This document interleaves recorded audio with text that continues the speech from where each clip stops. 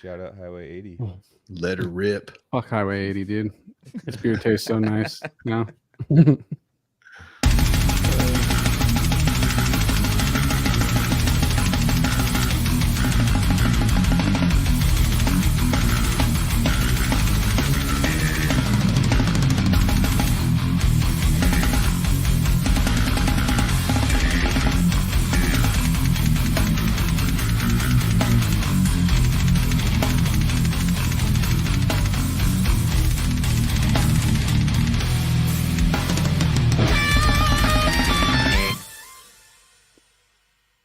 What's going on, everybody? Cali Death Podcast back once again, episode 178. I am your host, Anthony Trapani. As always, I got some resident homies with me. I got Joseph K, Casey Howard, Joel Horner. What up, dudes? What up? You? And tonight we are joined by somebody who I have been a fan of for quite some time. I've been listening to Dysrhythmia for 2 decades plus, and I've loved it the whole time. And then hearing when you joined Gorguts, it made me really excited for the direction that Gorguts was going to go in with your influence. So yeah, Kevin, thank you so much for being with us tonight. How do I pronounce your last name? Is it Hufnagel or Hufnagel? It's Hufnagel. Hufnagel. Okay. Hufnagel, if you want to be really German. Oh, okay. Hufnagel's with German. Yeah. Cool, dude. Nice. Well, yeah. Sorry to everybody who was waiting patiently since 7. We were supposed to go live at 7, and it is my fault. I literally got here 2 minutes ago, and I was driving for the last 6 hours, so that's why. So explain. Normally, it takes how long to get where you went? 2 hours? And about 2.5 hours on a good day, and it took me 6 hours because there was such a bad accident that they had to close down 80. So on like a crazy Cinco de Mayo weekend traffic too. Yeah, and then I got not to go too far into it, but I got off immediately into traffic for another accident on the next highway, and then I got onto the next highway and passed more accidents. I was just like, dude, people are nuts today. So well, we're here. One thing we don't often get to say on the podcast is Happy Friday. Yeah, happy Friday to y'all. I know, right? We're a day late and feeling great, Yeah, we are. I am feeling great now that I'm here with you guys. And they're like, yeah, we got to do it on Friday because like he's, got a jam with Gorguts. I'm like, well, I think that's a decent reason. Yeah, I think that's a good reason. It's fine with me. All right, exactly. Let's get into the biz.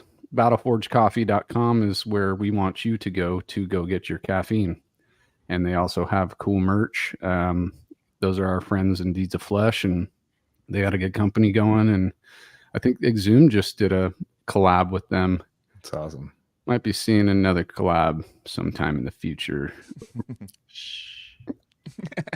And then generatorrehearsalstudios.com is where you will go to jam out around the SoCal area, Oceanside specifically. Get your jam on there. Maybe run into a Casey or a Joseph or somebody. Then what's the next one? Oh, CaliDeathPodcast.BigCartel.com. Couple of t-shirts. You know what I say every week. Go buy one for us, please. Thank you. And then Kevin, do you want anybody, or actually Joseph, do you got any things to plug? Yeah. If you're so kind as to allow me to plug my band, Last Lucy. We just dropped a there. Oh yeah. Actually, that t-shirt that Casey's wearing is not in our merch one. Store online. So you have to come see us live to get that. Unless I just put it online, which I should. But exclusive to live shows only, people. Or just hit me up. Or just hit me up. Yeah. Or be Justin McKinney or Casey Howard or Angel Ochoa. Become friends with Joseph and something like that. Yeah. All proud reppers. But anyway, we dropped a music video for the 4th single of the album coming out next. Oh shit, it's May. So it's coming out this month. Nice. The album's called Godform. The song is called Wormhole. It was a really fun music video to shoot. Actually, we filmed this one the day before we filmed the other. So this was actually my first ever music video that I was part of. So really fucking cool.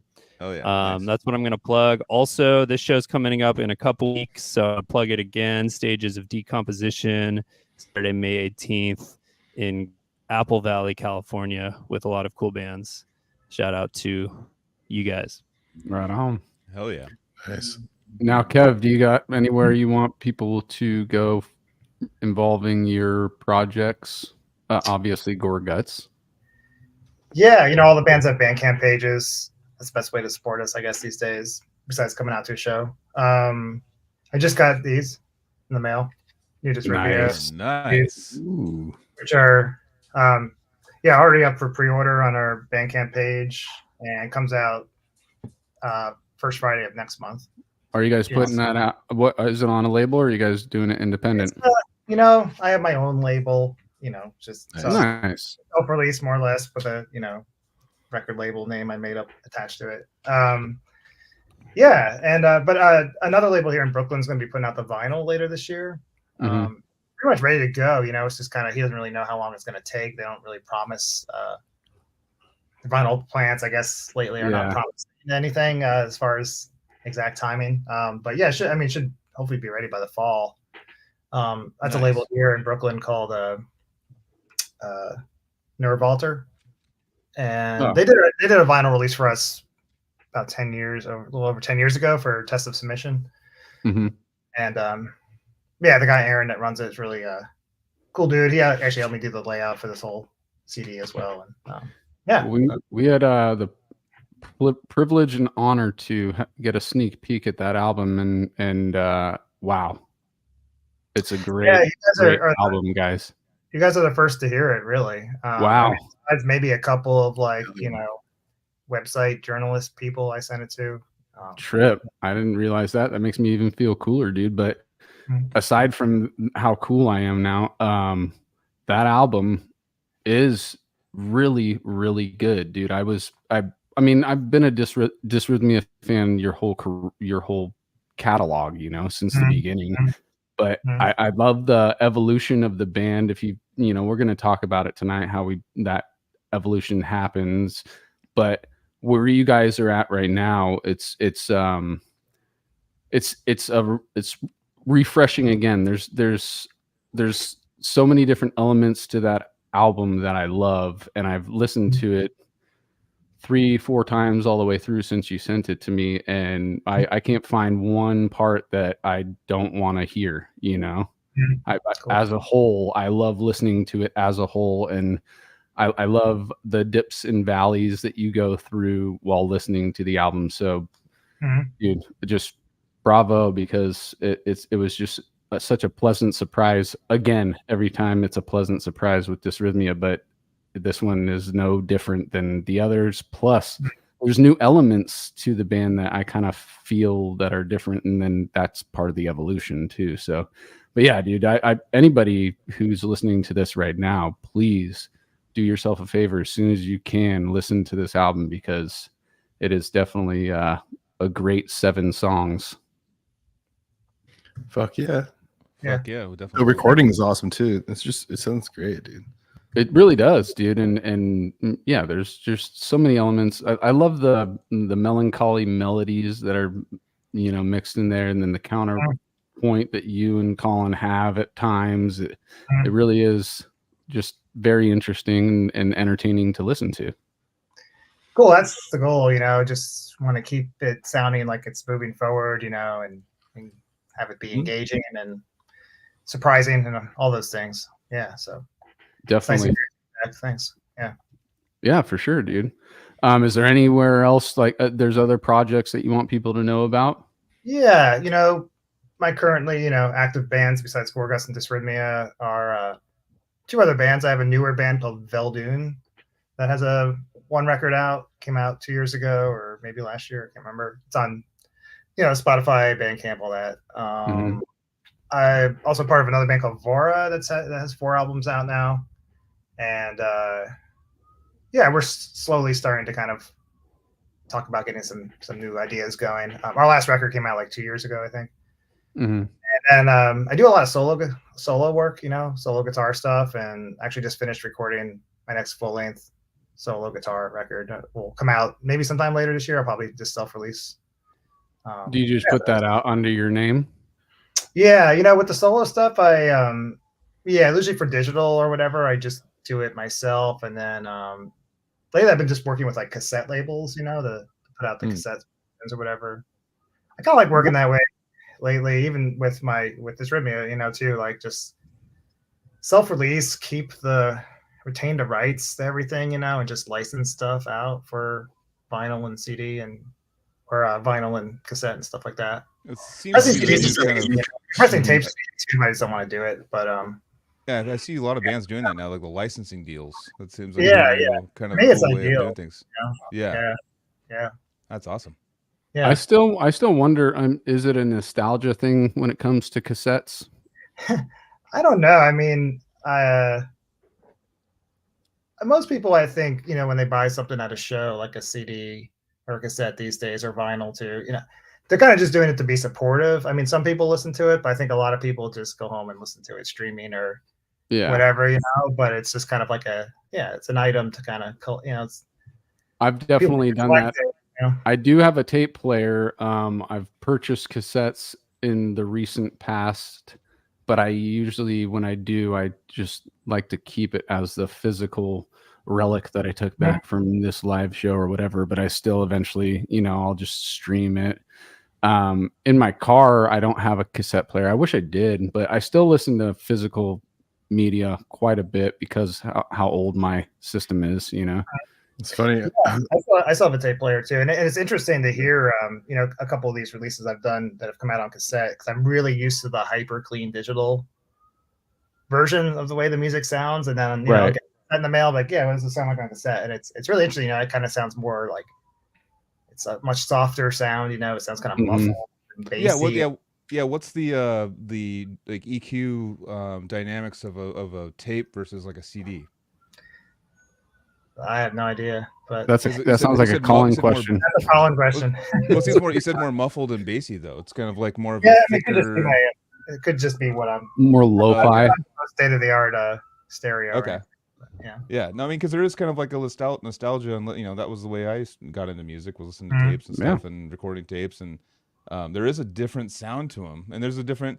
It's almost like a ritual, like with the vinyl, like putting on the vinyl, like putting in the tape, and then like having your cassette player eat it, and then I'm just kidding. And then having to rewind it with the pen. No, that was it seems like I collect stuff like that just to, like you said, it's I still just listen to it the way I listen to it, but just to have it is just cool to have it. You know what I mean? It's geared towards the collectors, I think, too, because they'll only do like a run of 100. So then if you own one of those cassettes, you just have the bragging rights of saying I'm one of 100 humans in 8 billion people. Exactly. There's no reason to make more than 100 copies of a cassette these days. Yeah. Yeah. Do you think the Taylor Swift album came out on a cassette anywhere in the world? Oh yeah, there's bootlegs for sure, dude. They're like buying up all the tape pressers now too to Jesus. Nah. To make them swiftly. That's the tape hiss though. That's a cool, the hiss in the back between songs. Yeah, it's kind of like the vinyl crackle. It's the same kind of thing. It just adds also, another layer. Tapes used to sometimes play at the wrong pitch. I remember, like, which if I was a band, and my new record was coming out, and then everyone bought the cassette and everything sounded like a half step lower in key than how we actually wrote and recorded it. I mean, that would kind of freak me out. But it's interesting how cassettes sometimes, you put it on, and it's like everything's like it's like.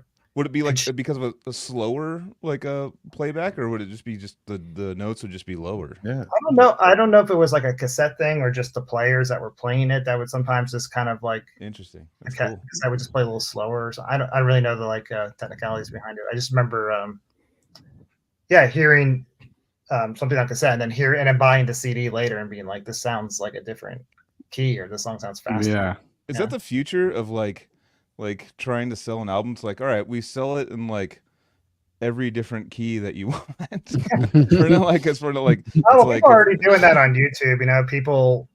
People like, I've seen that already on YouTube. People kind of like, here's this album in this tuning instead, or whatever. Yeah. Or they do like with hip hop, like Chopped and Screwed, Yeah. where they Yeah. play it, 3/4 fast or half speed, or It's a nice. People get Yeah. older and they need to down tune for their voice. Like people when they recorded, had a higher pitched voice and they need to go down a step to kind of like get their voice to catch up so they can do it live. This thing, I see that a lot too.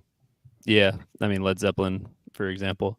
Yeah. I'm like, I've got my top YouTube searches are all like songs I teach all the time that are like not in 440 for whatever reason. So I like have to teach via the 440. So it's like Everyone Wants to Rule the World is like a little fast. So that one you have to pitch down a little.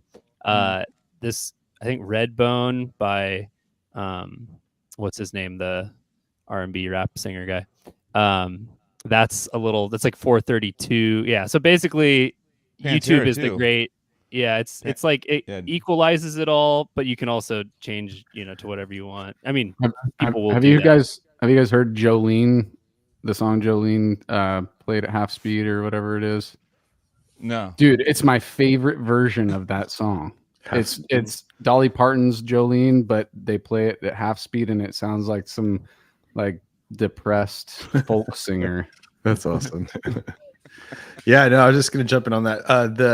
The interesting is the in between. It's not just 432 or 440 like this, like 437.9873, like just all this. What the heck? So it's I used to use that program. Oh, what was it called? I can't think of it right now. No, it was like or AnyTune, I think AnyTune or some yeah. So there was like a program on the Mac or whatever, and it's just like you can just like adjust like and I would take songs and like get them like almost try to use a tuner or like play them. I was like, okay, and then I would like you can export the MP3 or whatever of the or wave of the pitched song, Yeah. But now it's just like YouTube 440, it's like all right, I'm playing whatever, like some old Metallica stuff, playing along like for students, and you're just like, oh yes, 440. Oh god, thank you, because it just like, drives me nuts that that slightly off, you're like, yeah. So anyway, Definitely throw that in there. Let's dig into Kevin a little bit. Kev, yes. How we like to do it on the show is take us back in time, dude. Go to find an early childhood memory where music or art or something flipped the switch in your brain. What were your parents listening to?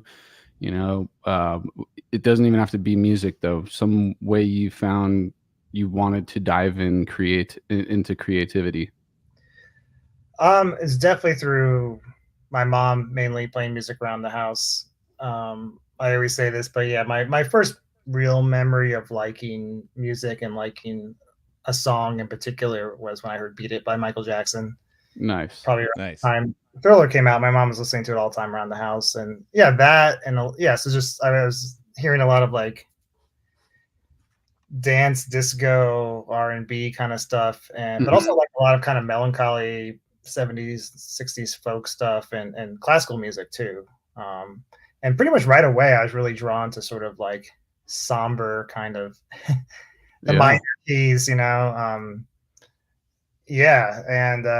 also my grandma was really cool too. She loved classical guitar and flamenco guitar and stuff like that. Sick.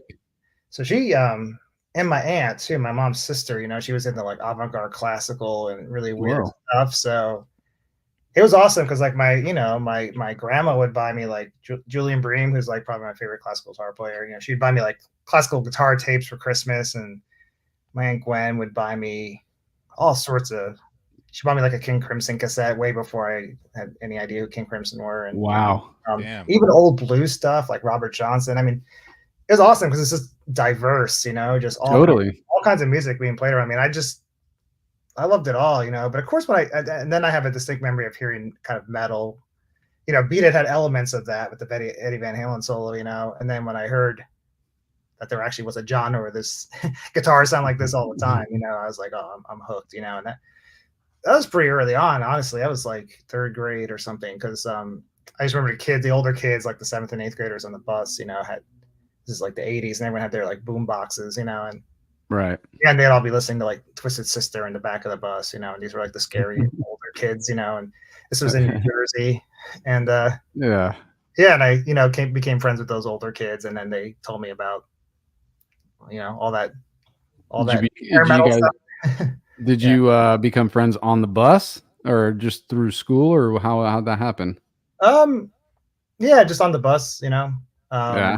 just kind of curious what they were listening to, and they'd show me the cassettes, and that was cool because then a lot of the other my other friends that were in my grade, we all kind of got into this music around the same time, and also, I mean, and then I, started watching MTV all the time, and then I was also really lucky to the station's still around now, but it's not as cool as it used to be. But there's a station in New Jersey, WSOU, and they're like a college metal radio station. Mm-hmm. And they play like really underground stuff, especially back when I was younger. So I heard all these bands that I would never have been exposed to otherwise on the radio, and I was always recording. I had like so many blank tapes, and I would just hit play and record and just fill up the blank tapes with just recording stuff off WSOU all day. Yeah, just to go back to cassettes real quick, I totally was that guy. I'd just buy stacks of TDX or TDK. TDK or whatever they were, and I would just make mixtapes and remember how there was like ones that were like more expensive. It was you go to the store and it'd be like, oh, I don't know, those are gonna sound better or something. They're like the old ones or something, or they let you record over them more times or something. Yeah. How cool and how much of an exhilarating feeling it was when you're listening to the radio, waiting for a song. You want to capture one song off the radio. So you're sitting there and you're listening, and when you come back from commercial, you hit record while it's still commercial, just hoping that when they come back, it's going to be the song that you want, and then you finally get it, and you're just like, yes. Well, I thought when I was watching MTV, there'd be like a David Lee Roth video, where I really thought it was like a funny video, and I loved the Steve Vai guitar solo, and so I'd be waiting all day for that video to come on, Totally. It's like it something about it, the fact that you don't have full control of when it's going to come, but you just got to sit there and wait for it, and then when it finally does, you get that satisfaction, that waiting for some music video to pop on, and you're just like, here it is, it's finally here. Yes. Eating your breakfast in the morning before you're going to school, and just like, yeah, it's them. What's Kevin, what's a music video that stood out to you when you were a kid that was really like still you remember, or maybe a few? I mean, I remember them well because I still like occasionally watch them on YouTube. Hell yeah. No, nice. It's because it connects, man. Yeah, I mean, it is just a nostalgic trip to go look up some of those old videos. But yeah, videos back then were kind of like little mini movies. They all had like these intros, that were like 2 or 3 minutes long. Like those little Twisted Sister videos. Yeah. I mean, one video I remember just thinking was hysterical when I was a kid, and then and still watching it now, it just blows my mind how hilarious. So this is that. I don't know if you guys ever seen this video, but Vinnie Vincent Invasion, Boys Are Gonna Rock music video. No, definitely want to check that though. That sounds great. And watch it all the way to the end, because it really, the climax is at the end of the video. Like it gets really just wild and ridiculous. All right, awesome. We'll check it out. That's it's definitely a good watching. Yeah, you're watching now. Soundgarden's Black Hole Sun was. Oh yeah, that's a classic. Was one of those videos that totally was. I'm scared, but I can't stop watching. Sober from Tool when I was a kid, seeing that little like claymation with the face melts at the end. I was like a little kid going like, what the hell? What's going on? I always bring this up, but when I remember like my first memory, besides like Michael Jackson or some shit like that, I remember my first real memory of an MTV video that I saw on my own was the Unforgiven with the old man, like all like, like I still do. I love that. I love that song too. Hell yeah. Just number one though. Not number 3. You don't like number 3? Well, it's got its charm, but one. Yeah, those are big deals back in the day. It seems like that's kind of. I mean, we still get music videos online and stuff, and get to see them. Like Joseph's music video, it's gonna kick ass. That came out today, right? No, it came out. I already saw it. Oh, I haven't seen it. What? Or saw clips. Sorry, I saw clips. Oh, But that used to be such a presentation, like big deal, like the music videos dropping, like yeah. going on TV and all those things. That was such a presentation of a song, back in the MTV days before they became like a reality TV network. But yeah, that was very influential for I think all of us. Just like the visual aspect of watching the music kind of, and they would put a lot of effort into it. It would be like So a much ton money of into effort. those videos back in the day. It's Yeah. insane. Yeah. Exactly. All right, everybody, vote. What's your vote? What's the best death metal video ever made? Bow to me, face. Yeah, definitely that. The Beavis and Butthead version. Oh, dude. Okay, that's the greatest. Yeah, for sure, dude. Yeah, I don't know. All right, It's gotta be let's get back. Let's get back. Let's get back to it. I can't remember my favorite death metal thing. That's why I want to just move on. I will. Come on. Niall had a couple cool ones for like yeah. Sacrifice unto Sebek. Oh and yeah, Sarcophagus. I like Sarcophagus by Niall. That one actually. Sarcophagus was a good video. Yeah. Yeah. What did Hate Eternal do? Didn't they do some gnarly ones? Yeah. For Yeah. They did the Powers That Monarch. Be were pretty cool. Yeah. Yeah. All right, so third grade, Kevin, was when things started popping off for you musically. Really started to dig your on. Well, also you said you had a bunch of friends, which I think that's the support system. That's what keeps it going, or at least gets it ramped up. And then you get to a certain point and you're just off on your own. It doesn't matter what anybody else is looking for, but yeah, you need that support system to get the ball rolling. Yeah, and I feel super fortunate. Like even from a pretty young age, I've been lucky to be surrounded or just find like these other really incredible musicians. Even especially in high school, actually, I played music with some really great musicians. Even back then, when we were all just teenagers, and it just made me so much better, so much faster. When did you start playing? So my mom already, she played guitar, just acoustic, and it was always kind of lying around the house. So I didn't get my own guitar until I was 10. I got my first electric guitar, but prior to probably like, around age 8, I would start picking up my mom's acoustic and just sort of banging on it or whatever, just to hear it make sounds. But yeah, age 10 is when I got my first guitar. Immediately my mom signed me up for guitar lessons, and I kind of continued to take lessons from age 10 until I graduated from school when I was 21. So wow, so you stuck with it, because that's that's we've heard on this show plenty of times where having a teacher at that age, it's kind of a make or break thing for people, and I think that it's mostly has to do with teachers teaching things that their students don't want to learn. Yeah, the first thing my teacher started teaching me when I was 10, you got the Mel Bay book 1, learn how to read music, learn a C major chord, play Old MacDonald.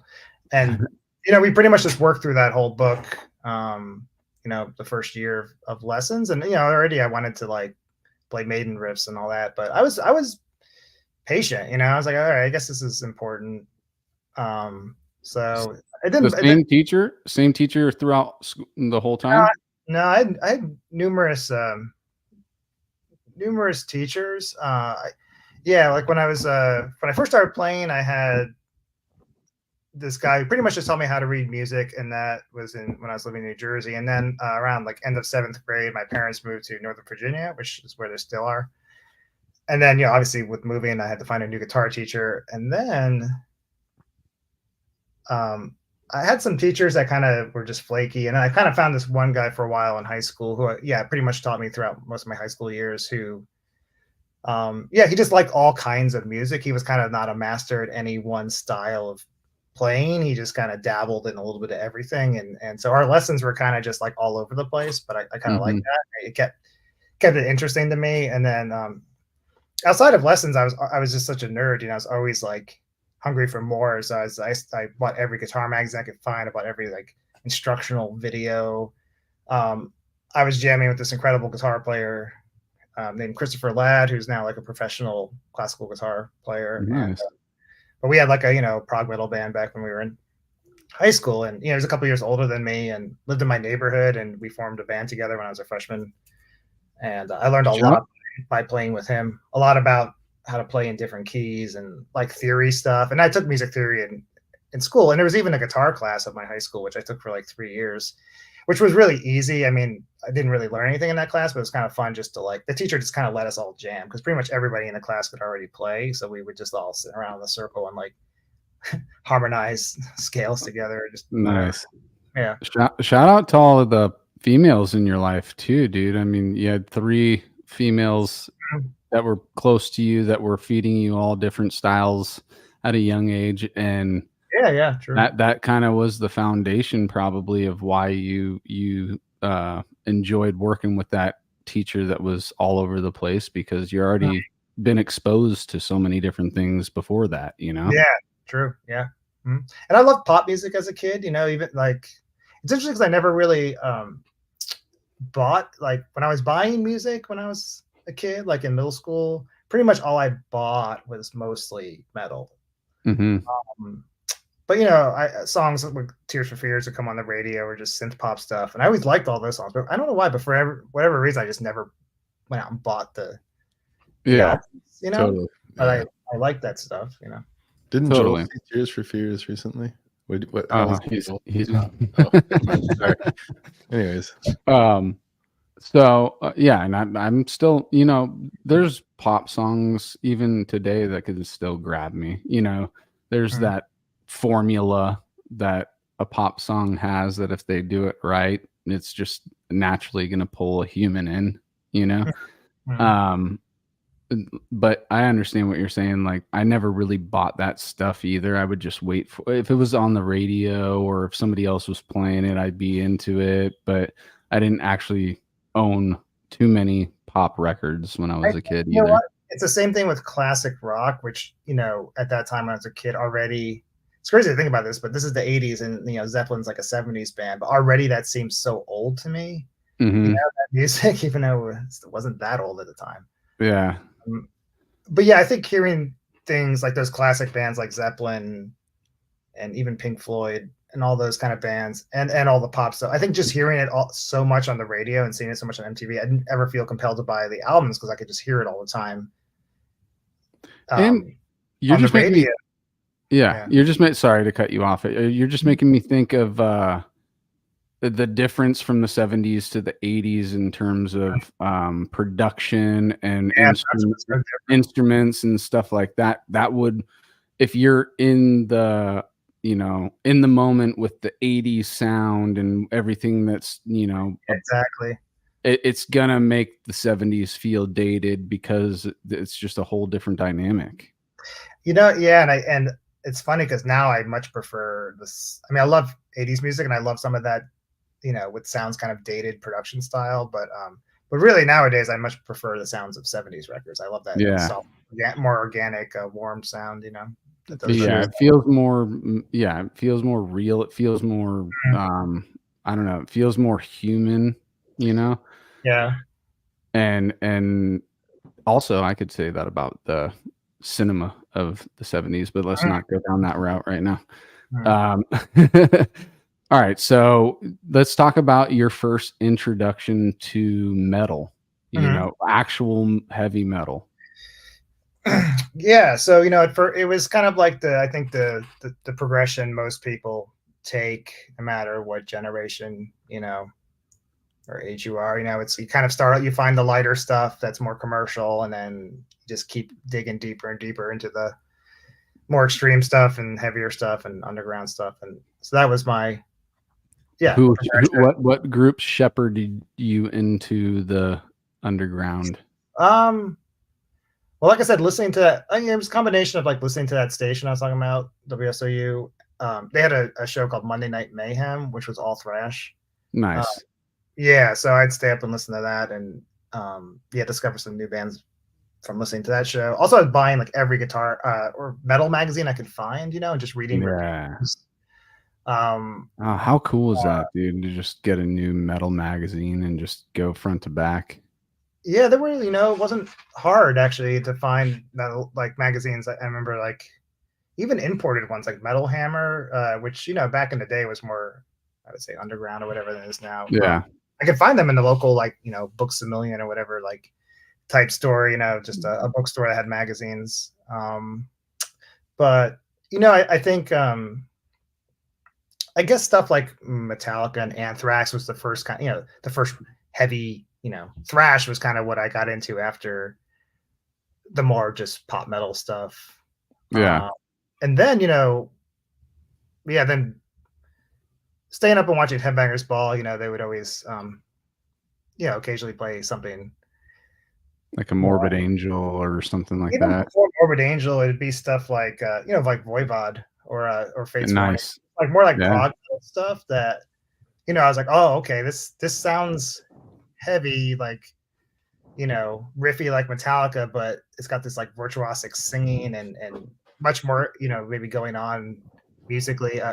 Old Queensryche was kind of a gateway band for me into the more prog stuff, and then Watchtower. It just kept getting more and more just like, especially when I started getting better at my instrument and started appreciating more other kinds of music, then I really. And also, this is like the early '90s when death metal and stuff was getting really progressive. You know, that was such an awesome time because that's when I was also just really searching for that kind of music. And, you know, so when stuff started coming out like Focus and Unquestionable Presence and Human and all that stuff, I mean, that's where I was like, this is my favorite shit. That's the point of no return right there. Yeah.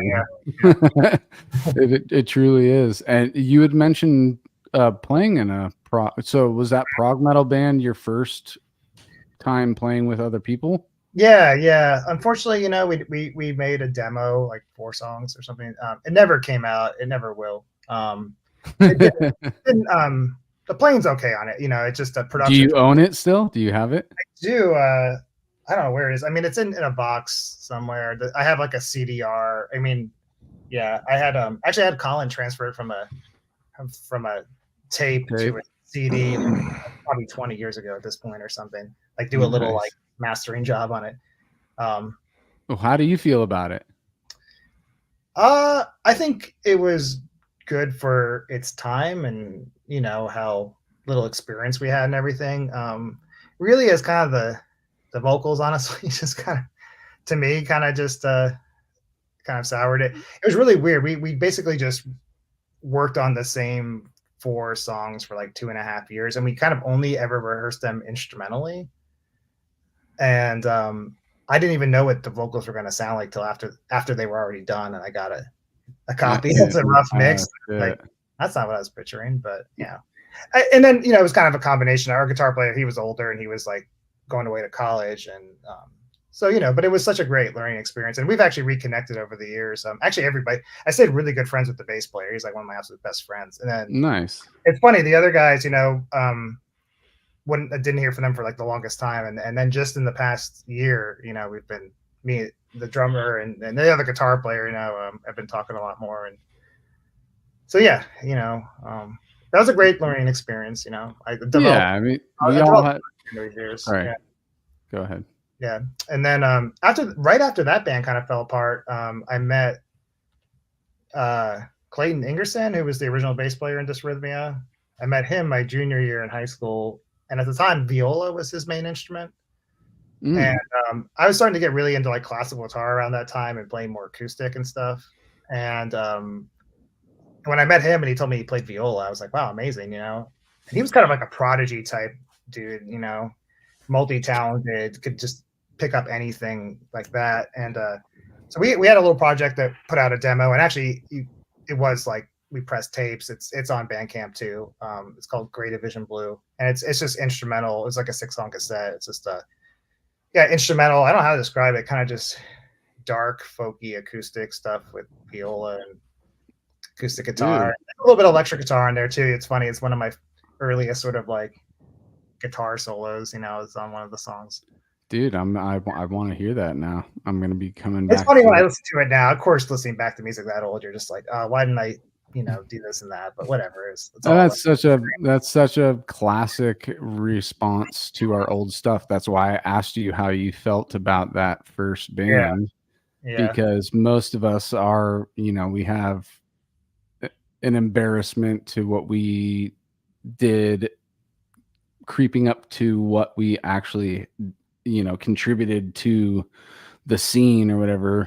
I was in a rap metal band when I was in high school, so those songs definitely probably didn't age Oh, here we go. as well. No, I'm not going into the new metal thing, guys. Jesus, We already did it enough on the last episode, I think. Lord. No. But no, when you look back on it, I still appreciate the time that I had with those guys, because I was, in a garage, being in a hive mind situation where we're collaborating versus, going and getting in trouble, Exactly. I think that's why, my parents have always been really supportive of what I do, because it did kind of keep me out of trouble. Like, because I was just always in my room practicing, or at my friend's house in the basement working on music with him. Yeah. Yeah. So, and we genuinely, that's all I was just saying, that's all we were looking forward to after school. When are we going to jam, dude? Yeah. Well, we're music nerds, and that's the cool part. Is it's like we're nerds, but we have fun. We go out and like play shows, and get all ruffled and tuffle up there and do our. I don't know. Ruffle and tuffle. I'm improvising. I don't know, but the point is, it's like it's a fun kind of. I mean, there's other. I mean, nerd stuff is great. Like it's fun. Like. Play D&D in your basement, whatever, the classic, or gaming. You need other humans to play that too. And that's great. But music is like that, but it also has a social element, which is kind of fun. Yeah. It's like there's the nerd element. You can crack out on a recording and come out of your cave and be like, I finished the album, and you just, haven't seen the sun in like 2 months. Or you can go on tour and it's like the complete opposite. It's like social overload. Like I believe it's a lot of it for me was just that hive mind feeling of like, it's multiple brains putting one thing together. It's a sculpture that everybody is helping sculpt. That's what Dean was talking about last week, was the collaborative writing stuff from Archspire. Yeah, like it's cool, man. That's what's so sick is like we can have fun doing stuff ourselves or being solo, but like when you can interact with others and create together, it's like it's a fun. Yeah, you go home. Yeah, my favorite part of being in a band is the writing process and the collaboration process of putting songs together with my bandmates. That to me, that's the funnest part of being in a band. Actually, it's more fun than going on tour. That's fun. I like that, but I get the most satisfaction out of beginning a song idea, and being that I'm in a band with Colin, and we have the studio, although he's gonna have to move soon and find a new one. But over the years we've been able to, we always record every practice. So I have 8,000 Dysrhythmia rehearsals, really cool. I will never go back and all those. It probably could be interesting if I did, because we recorded every rehearsal, and so you can really hear how these songs come together. If you kind of just listen to a little bit of each one of those rehearsals from week to week, and that's cool, dude. Yeah, that's smart that he does that. Yeah, I love getting home and just kind of being excited to hear what do we do today? Like how's that going to sound? Oh, wow. Is it? Do you guys bring ideas, or is it just free jams together, or how do you guys? It's never jamming anymore, really. It kind of was earlier, kind of before Colin joined, maybe very early on. We kind of would maybe have a loose idea and just sort of improvise on it and record it and then pick out the best parts and kind of construct something that way. But no, I would say for the past 12 or 15 years, it's pretty much when Dysrhythmia starts working on a song, it's usually it's usually either me or Colin. We write a whole song from beginning to end, just our parts, and then we present it. So it's already kind of all structured and laid out, and then things change as we kind of put our heads together. But I like kind of working that way, which is sort of pretty much a finished constructed song idea rather than some loose abstract thing. Does it start as a loose abstract thing in your individual writing though when you're at home? I can't speak for Colin, but for instance, the new Dysrhythmia record is I wrote all the other guys, Colin wrote all his own guitar parts and all that stuff, or bass parts. He plays guitar on some of the songs with me instead of bass, but nice.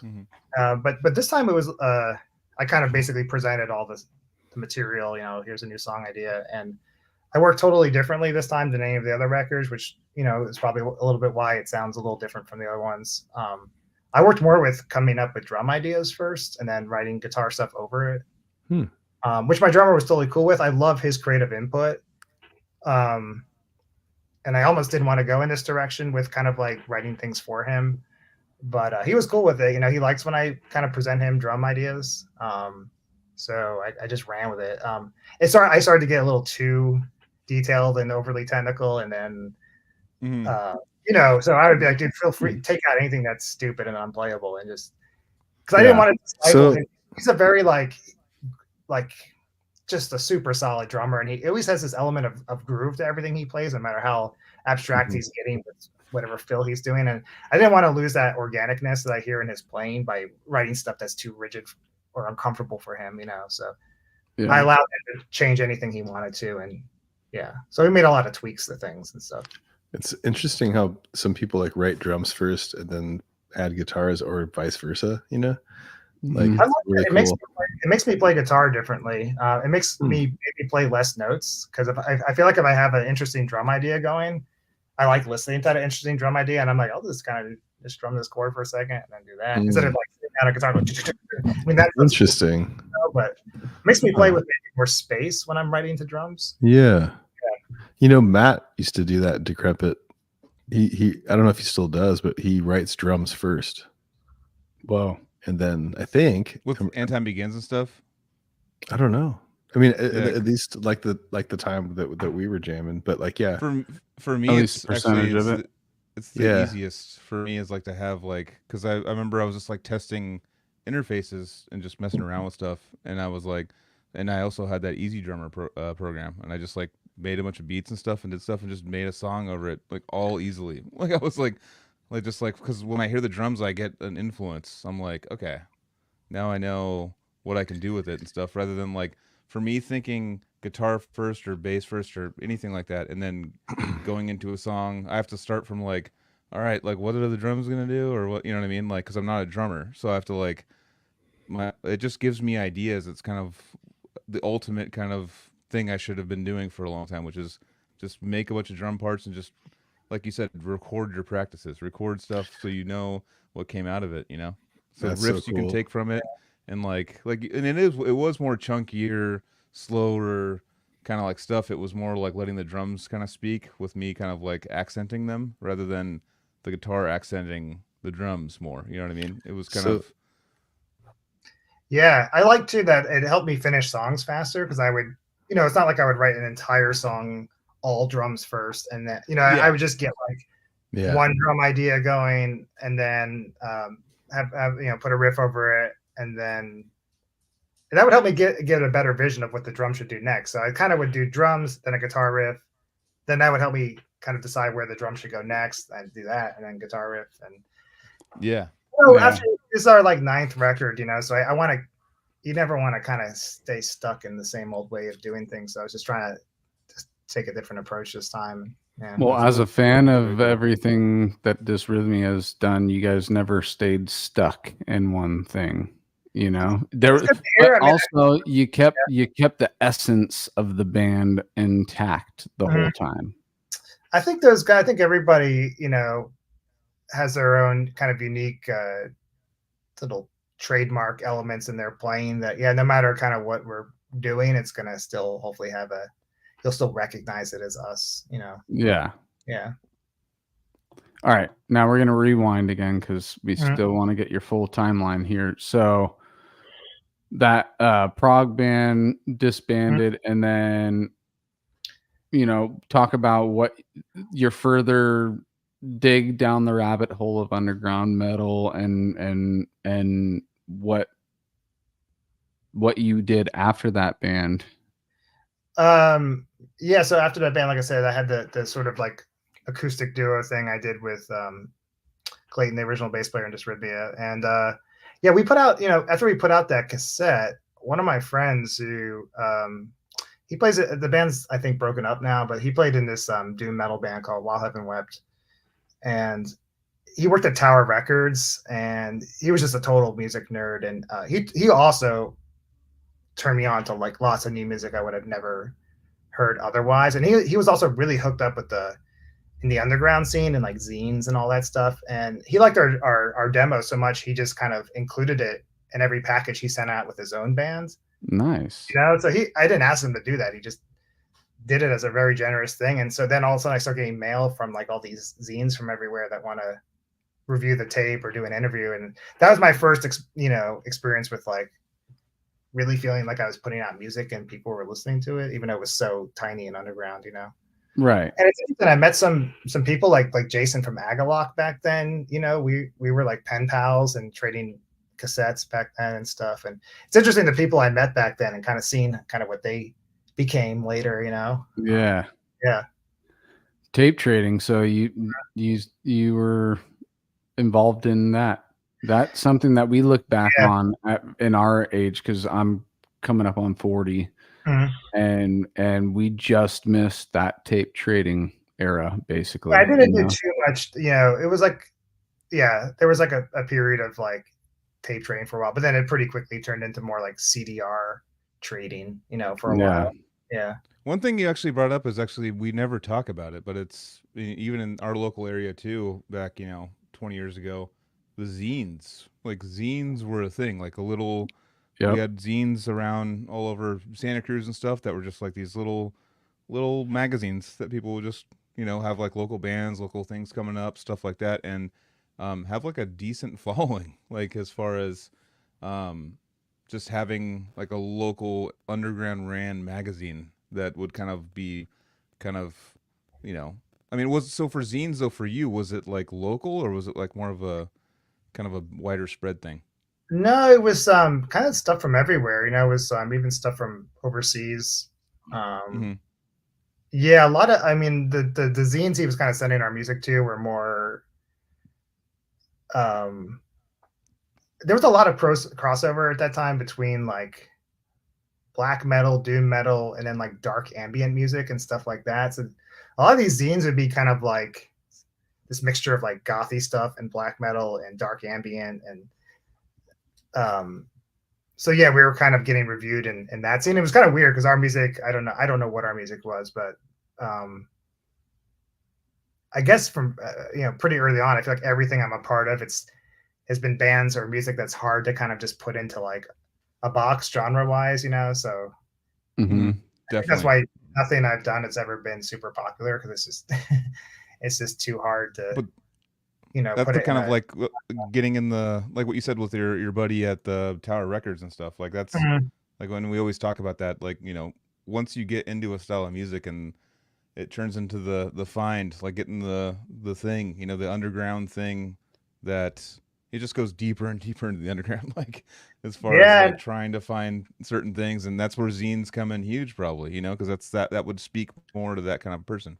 It's like it's like free diving, dude. When you free dive, I've watched documentaries on free divers and shit, and there's a certain point when they're free diving that they get past this threshold where now they pick up speed because of the weight behind them. It is the same exact thing with digging into the underground on anything, whatever kind of underground music. We're talking metal now, but it's the same thing with any other underground music. You dig past to a certain point to where it kind of sucks you in, Totally.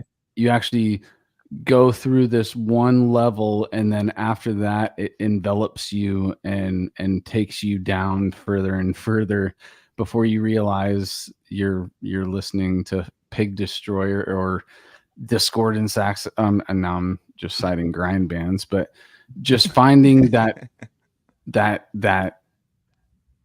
you find that one thing that it's like, oh yeah, it's more extreme than the last thing I found. And then it becomes, I gotta one up every album that I've ever come across. It's got to be more extreme than the last one. And you reach that depth, and you're like, I need to go deeper, dude. Yeah, but it's to the point where even though you say you need to go deeper,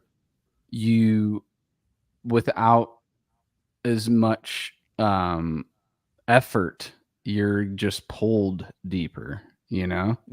You fall into a bubble that just takes you further down and says, check out all this down here. There's fucking vampire squids and shit that are bioluminescent. And you're just like, fuck, dude, what the fuck? It's like you're down with the surface area fish, dude, with a bioluminescent fucking. Yeah. No, definitely. You catch an angler fish and you're like, dude, that's fucking Deicide Legion right there, dude. Oh my god. But yeah, no, back to that. But no, that's just it's kind of the thrill of the depth, you know. That's as far as you go, and then, you know, a lot of people are stuck kind of and that's one thing I try to always do with myself is not be judgmental or like, because people like go like, oh yeah, I like metal, I like Nickelback. I'm like, hell yeah, dude. I'll just be like, you know, that's great. I mean, I don't want to just be like, oh, you know, because like my younger self would do something like that, but now I'm just like, yeah. Now You got to look at them as I, like that is the most extreme thing they came across. So they're actually feeling that extremeness, even though the distorted guitars. Listen to me. Yeah, they're like, you know, we all started somewhere, and you know, whatever floats anyone's boat's fine. And also too, you know, because we find these bands that are underground that are so much, you know, to us so much more like talented than what's on like kind of like the top level that everyone sees, that we like go like, oh, why doesn't this band get credit, blah blah. Then like I feel like I've talked about this before. If that band that you want, like Spawn of Possession or some band, like hit #1 on the Billboard, we'd be like, ah, dude, like, you know, we'd be like kind of bummed. With Spawn, I'd still be like, all right. Well, with Spawn, I'd be stoked. But like, you know, certain bands or Dysrhythmia hits #3 on Billboard, we'd be like, oh, we listened to them back in the day, and now they're all popular. Yeah, you want to, you know, there's an element of wanting to keep things like your own little secret, or just the things only you and your friends like. And Yes. Yeah. That's a huge that part of goes that back to that 100 cassette thing, being one of 100. You're in this little club that has been made by something, you know, and meeting one person who's a part of that club is like, oh fuck yeah. That's that classic, like seeing a metalhead at the grocery store, and you're just like, dude, he knows that band. I got that immediately. You're my friend, dude. We need to like talk about this. Yeah, someone like a Spastic Inc. fucking shirt at a like a store or something, like some sort of like random underground I thing. would drop my apples on the ground and run to that man. Exactly. It's a weird connection, but anyways. Well, it's like the more obscure or more underground, the more like cool it is. Like, oh man, you know, it's like someone with like, you know, a Guns N' Roses shirt. You're like, yeah, like I like some Guns N' Roses or something, you know, but it's not that, you know, but it's like it goes back like, or like punk stuff. That was cool. It's like, oh, have you heard of like Amoebics or something? Like, oh, cool, man. You know, it's like all this, like the more cutty it is, the more cool it is, right? You know? Yeah. So it's like, or just knowing what that shirt is, like, oh, that's freaking whatever. You know, he's putting out like a beacon to like the super underground, like no one knows this, and like, but if you know it, it's like a treasure hunt. You're like, yeah, dude, I know what's going on. You know what I mean? That's funny. That is funny. It is weird how that is, though. Like how something's more valuable the more rare, and like music can be like that too, in a sense. And that was so apparent back in the day when things like weren't all digital and uploaded, and you know, it was like, oh, dude, have you heard that? If you came across that, yeah, whatever, and you're like, no, and it's like, well, I own it. Like, what, you know, like, or just you see their shirt, and then you're just like, oh yeah, he's done enough digging. He got to that threshold, and he got pulled into that same bubble that I did. Yeah, we have good talks about music. I know he knows the stuff, kind of thing. It's like my brother gave me the shirt. You're like, God damn it. Speaking of which, I mean, like when we were talking to Colin and stuff about back in the day, like same thing, like going to see Dysrhythmia play, dude, 20 how many years ago? Like, did we go to see, you know, early 2000s, or when did you guys start? Like Slims? Yeah. Are you talking about the Elbow Room? I mean, I was down here I think back. I don't even remember, dude. I just remember seeing Dysrhythmia like multiple times. You know, I was gonna bring it up, but yeah. And it was awesome. We were totally, and of course, Behold as well. But like, when you guys played that tour with Behold, Colin had just recently joined, and we saw you guys at the Elbow Room in San Francisco. Mhm. Such a intimate space was for what it was, had such great sound. We had seen a Stratosphere there. We had seen tons of bands there. That upstairs stage at Elbow Room was a treat anytime, and the cover charges were always cheap. You know, I don't mean to Yeah, we played there a couple times. Yeah. I don't mean to, you know, divulge how much the ticket prices were, but it was $6 to go see Dysrhythmia and Behold the Octopus, and it was the biggest bargain for. It was the biggest bang for your buck for me, because I loved Behold and I loved Dysrhythmia, and I got to see them back to back, and you know, I bought tons of merch from both of you guys that night. Yeah, we're fast forwarding though. We gotta build up to Dysrhythmia. We haven't even gotten to it yet. All right. All right. So that the band, let's go back again one more time to the band that was in getting reviewed in the scenes and all that stuff. How long did that one last?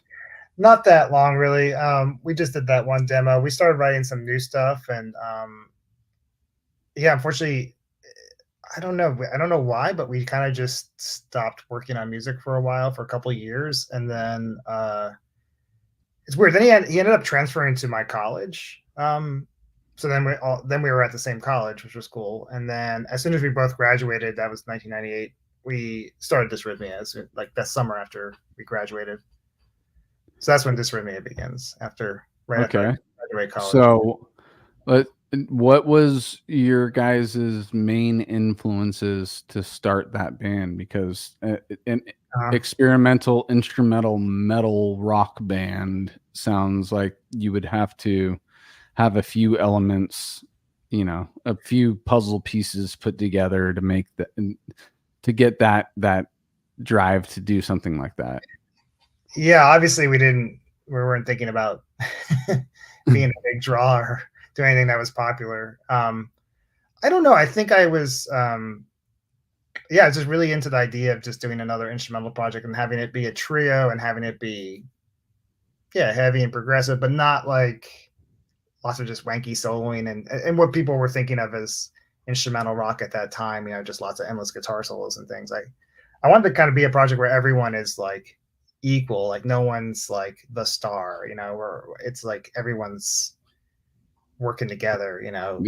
Song. And I don't know, I mean, we didn't really have that many instrumental band influences, you know. It was kind of just, I mean, I was the kind of the, you know, I mean, I've always liked all different kinds of music, but I guess you could say I was like the metal guy in the band at that time, you know, kind of the most metal influence guy. And then Clayton, the bass player, especially around that time, he was getting way more into like punk, you know, like old like punk and DC hardcore and stuff like that.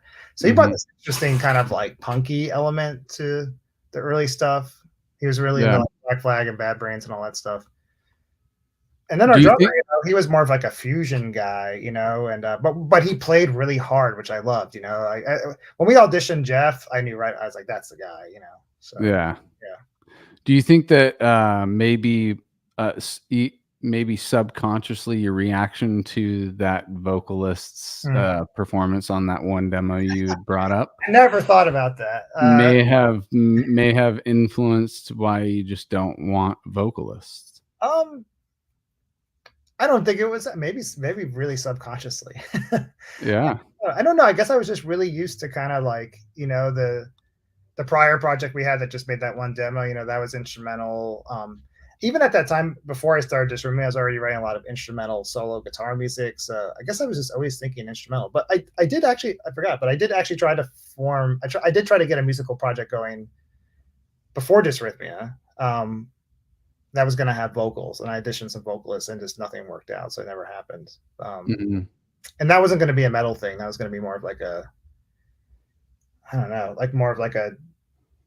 a dark art pop singer songwriter kind of thing, or something with melodic vocals and more not metal, more acoustic and arty or something. Yeah. All right. Mm. So the beginnings of Dysrhythmia, take us through that. Do you So the jam situation? How did you guys start coming up with material and all that stuff? I still remember those days pretty well. It was in Philadelphia. That's where I went to school. And then, it took us 6 months to find Jeff, our drummer. Leading up to that, we auditioned a bunch of other people. We basically just flyered everywhere around town.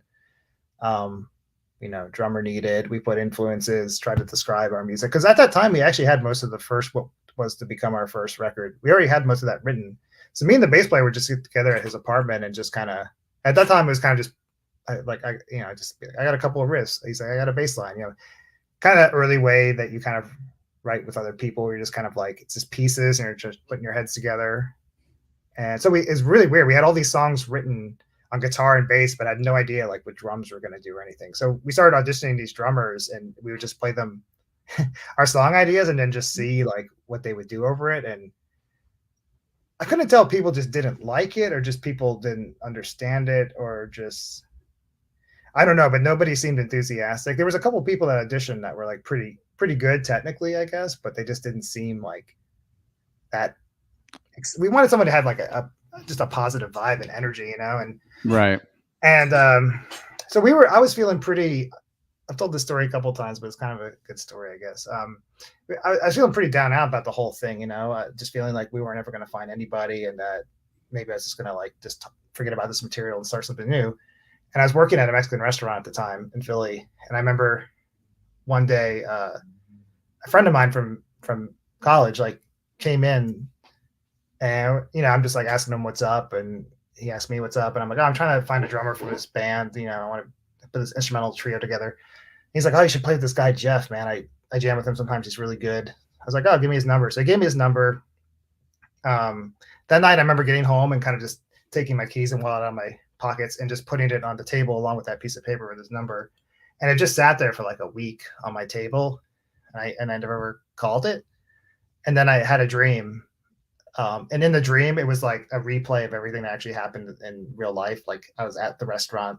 The guy came in, asked me what I was doing. I said I was trying to find a drummer.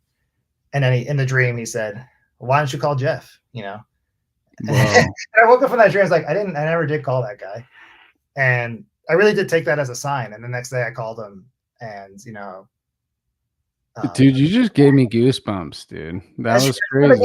I have such a vivid memory of that whole thing. And I remember the first time talking on the phone with Jeff, he sounded so relaxed and just chill and be like, yeah, let's get together. He didn't know me at all. He had no idea what I was like as a musician or a person, but he was just so open to it. And I was like, oh, I already got like a good feeling, And then I remember getting together in one of the practice rooms because he actually went to the same school as me too, but he was a couple years behind, so we didn't really know each other. And we got together in one of our school's practice rooms, and just like with everybody else, we showed him. I was like, "Here's one of our songs," and he was like, "I hear something." And he just like came in right away, and I was just like, "Holy shit! All right." Yeah, dude. Yeah. How cool is that feeling too when you finally find the guy that had an idea that added to your, already sculpted ideas. I mean, it really it lifted our spirits so much, and we got those songs together pretty quickly with him, and then before we knew it, we were that summer only 2 or 3 months after we found Jeff, we played our first show. Rad. Yeah. Who'd you play with? It was an awesome first show. It was Discordance, Axis, and Ruins, who are just Japanese. Yeah. Hell yeah, dude. Well, you guys were in Philly, you said? Yep. Mm-hmm. So you moved from Jersey to Philly? Jersey, and then Northern Virginia, kind of near DC for my high school years. And then, Philly for college. And I ended up staying there years after I graduated too. And then after that is when I came to. What era of Discordance was that? I don't know. This was 1999. I guess. I don't know what was the most recent record at the time. I feel like they broke up shortly after that, though, right? They weren't around. Yeah, they had like a bunch of demo compilations, but they really only did a couple of records. I feel so stupid. I missed their set. They played right after us, and I remember I was like starving after we played, and it was like a pizza place up the street, and I just ran up the street to get some pizza, and I got back, and they were just like packing up. So I missed their set, and I loved Human Remains at the time, Woody's old. Yeah. I actually didn't know that was Totally. Dave Woody playing drums in Discordance Access. So I didn't really become a fan of that band until after we had already played a show with them, So That's another unique voice in the scene that I'd love to talk to is Dave, just Dave, because of everything that he's touched has been gold to me, Yeah, he's just an awesome dude. Yeah. Hell yeah. So, all right. Dysrhythmia forms, you find the drummer through a dream, which is awesome. And how long until that first album came out after? You said 3 months, you guys? Oh, no, 3 months for the first show. 3 months for the first show. The first show was July 99. And then, we played a few more shows just locally, I think, during the rest of that year. And then January 2000, we went into the studio for the first time and recorded an 8-song record called Contradiction, which we pressed on CD ourselves, like 500 copies, and then never pressed any more after that. So, and I even shortly after we made that recording, I already wasn't happy with it. Like, I just felt like, oh man, we could do so much better. So I kind of never, it's like, I don't care if people know about that album. I mean, nowadays it's funny. Like, I went back and listened to it recently because I was wondering if I should just put it up on Bandcamp and let people hear it finally.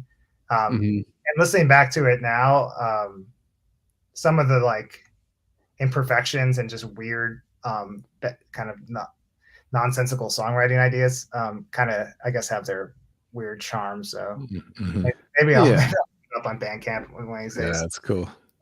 So that was in January 2000, and then then that year we started kind of finally getting out. We bought a van for like $1,000, some used van, and we started starting to book our own tours.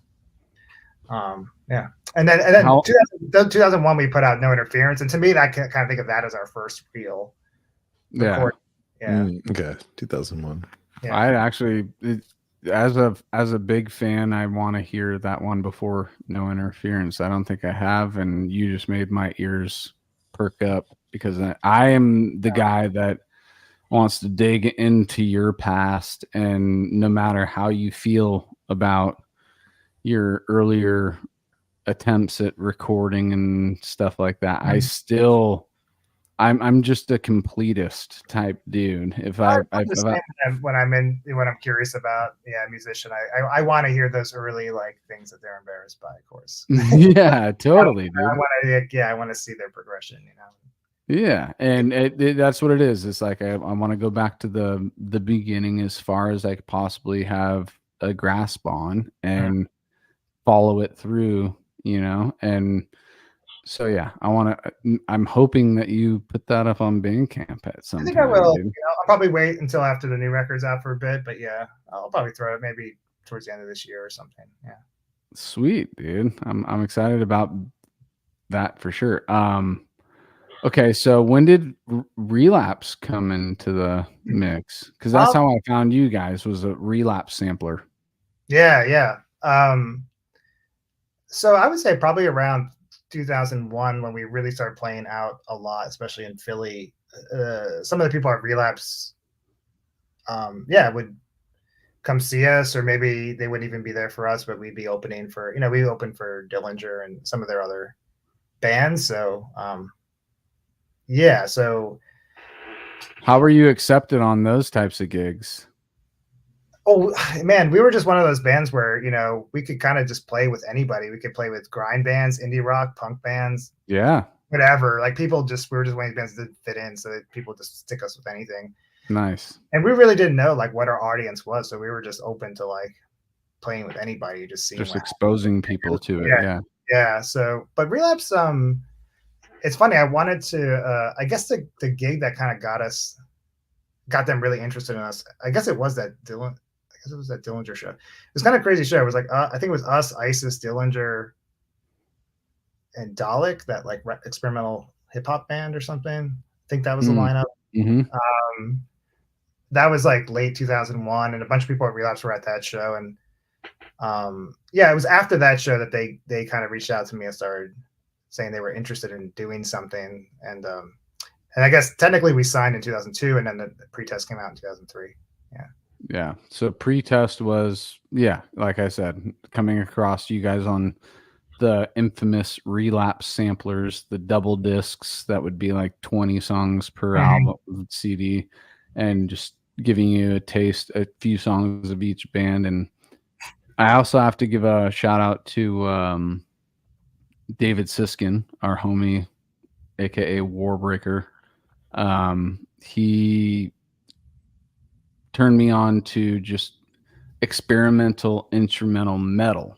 So he kind of gave me the precursor that the download that would make me be ready to accept a Dysrhythmia, you know, Don Cab and Orth Realm and dude, we went. That's the person I went to go see all that shit. Flying Lutenbachers in San Francisco, and it's totally, funny. Like pretty shortly after Dysrhythmia put out even that first record I was talking about before that, you know, the Contradiction, that one, like, you know, I sent that out to a bunch of like magazines, whatever, for reviews, and I remember the reviews starting to come in, and people like talking about bands like Don Caballero, the fucking Champs, and I was like, man, who are these? There's other bands like this, you know? And then I remember, and they were the Champs before they got the Champs. I love the Champs, man. Oh yeah, changed their name. There are some other bands out there. God, I love that band. Yeah. Yeah, shout out to Dan Eggers for hooking me up with the fucking Champs too, dude. That's his biggest there's influence for guitar. The Odious Boys, love that band. They gave me so many seeds that have grown into gigantic redwoods in my brain, you know. That was the shit back in the day, dude. It was just like all that stuff, and Dysrhythmia was just one of those bands to us. It was just like, oh, they're playing, fuck yeah, you know. It was dude. You know. I don't want to talk too much. We keep going. We got to get back out there. I can't believe it's been since 2013 that we've been. Oh, really? That's way too long. Oh. Yeah, man. Yeah, dude, I'm about to. Oh, dude. Don Cab's still going, I thought. Is that drummer that what burns never returns, man. That's just how it goes. Yeah, dude. Remember that drummer that had the snare that was super low, right? Wasn't it like that drummer is such a savage, dude. I think he might be the only original member. He's the guy that held it all together. Yeah. Okay. Yeah. They did some show at like fucking Amoeba or something. That's what me and David went to see that. And I fucking missed it like an idiot. I don't know it what. Was so good. I saw him at Bottom of the Hill in San Francisco, and it fucking blew my mind, dude. Yeah. But yeah, nice. So that's what it is. Don Cab opened it up for me to fall down this other rabbit hole of experimental instrumental metal rock, you know, and so I was so ready for Dysrhythmia before I even got to it, and then I found it, and I still, like I said, we're 2 decades later of what we're talking about, and I love that band so much still, dude. Kevin, have you heard of Physics from San Diego? No. Check out Physics, dude. Okay. So each album, so Physics 1, Physics 2, and then those were like back in the day, like in the 90s or something. Oh, really? Yeah. And then there's Physics 3, which came out like, I don't know, 5-10 years ago or more. I don't know, some kind of time frame. But dude, it's really cool stuff. It's more like jammy, kind of like deserty, kind of like, but like psychedelic-y, like with I like that sense, and it's kind of drony and like really good. It's really, really cool though. Just check it out. Physics. Everybody listen. And on the album 2, on Physics 2, there's this like drop thing that's like a sound wave that like drops and it goes like, it's like whatever you call that, like it's like a science, like there's like a name for it, but like dude, that shit will like blow your speaker if you like, it's crazy how it drops down, like it's like I don't know, pretty interesting. Yeah, but it's kind of unrelated to the music because the music's just like chill and has like cool soundscapes. Exit 13 had an album, Ethos Music, where there was a warning on the record. Oh yeah, if you play track 13 on a regular speakers, it's going to blow your system. So you would actually have to have like a system that was ready for that track. And another thing, I was so nervous to be listening to that album and get to track 13 and blow out my 12s that I had in my, dude, I had a 6 setup, dude, when I was David and our friend Justin, he blew out his speakers with a cephalic carnage, exploiting dysfunction, I think. Fuck yeah, dude. Yeah. Anyways, I mean, that's rad. That's actually kind of a cool thing. Like, dude, I was listening to this one band and it fucking blew out my speakers, dude. Well, that's how cool that's would like that what be? David. Speaking of David, like that was the whole story with him with his Volkswagen Bug that his parents got him, and like he had these tweeters. The Silver Beetle, dude. Listening, he was One of listening the to new like bugs. crazy like sound. I don't know, like crazy with the jungle music or something. But it was like All this the tweeter music, literally The like drum and bass. it was an S wave. It was one of the S waves. So we were feeling, you know, he's like blasting it in the car, and I'm like feeling dizzy from it. And I'm like, Jesus, what the hell is going on? And then he had these tweeters that were like literally on the sides. There were these little pods on the sides, and we heard a pop. It exploded, and we just went into there's smoke in the car, and it just exploded. And there was like no shrapnel or anything that we saw. It just like went away. We were like, speaking of Beat It, dude, circling back, you brought up Beat It right earlier. uh-huh. Yeah. That Van Halen set the studio speakers on fire or something. It's true, dude. It's like Bruce Swedien confirmed. Quincy Jones, Fucking true, bro. dude. The guitar solo set the studio monitors like on fire, or they like smoked or something, dude. How fucking rad would you I don't know feel how. about how cool would you feel as a musician? Like, I fucking set some speakers on fire, dude. Van Halen, dude. That's so. It's like Shaq slamming and slam dunking and fucking taking down the hoop, you know? It's like, well, it's like dude. that whole story. That whole it's like a mythological like experience with Eddie going in there and like changing the song, going there just recording for like 10 minutes and then like getting $0 for it. And like the whole story for it is like I thought he recorded it and like sent it into them, and then they like I don't even know. No, he stopped by. I've watched okay. Eddie Van Halen talk about it. He was like, "No, I just stopped by and just like he did it in like one take, you know, the whole one take thing." But yeah, that was like the whole mythological part. He just went in there and did it real quick, and then he's like, "You guys have to extend it and like do like not a key change, but like a different chord progression." He changed. Yeah, the he had song. like a song suggestion. Yeah, I've read. Oh, interesting. Yeah. Yeah. While Michael was like gone on a break, he's like, you can't change the song level, and he's like, when they're, let's just change it real quick, and then they kept it, so like to fit the solo. So that's okay. That takes it back. We're gonna tie it back into other things, but the hive mind, dude. We have an ego. We all have a level of ego, right? So we have an idea. We present the idea, and then another brain shows a level of collaboration with that idea, and your level of ego as the person who presented the idea first is really gonna make or break how you guys move forward as a band. To accept somebody else's layer that they're going to add to your idea and admit that it makes it better. That's the thing, dude. Admitting that something could make your idea better. Like people, as a guitar player, I know I would bring something to the table. I'm not a guitar player, but I'm saying I'm putting myself in the guitar player. You are a guitar player. We know, dude. I can play fucking "Wish You Were Here," dude. We know all about it, dude. So that's interesting, though. No, but it is the ego that keeps us from letting another mind push our idea further than we thought it could go. But that's the collaborative thing too, like, you know. Yeah, and that's what I think that is good about that thing. It's like 4 minds or 5 minds or 3 minds for the power trio are better than 1.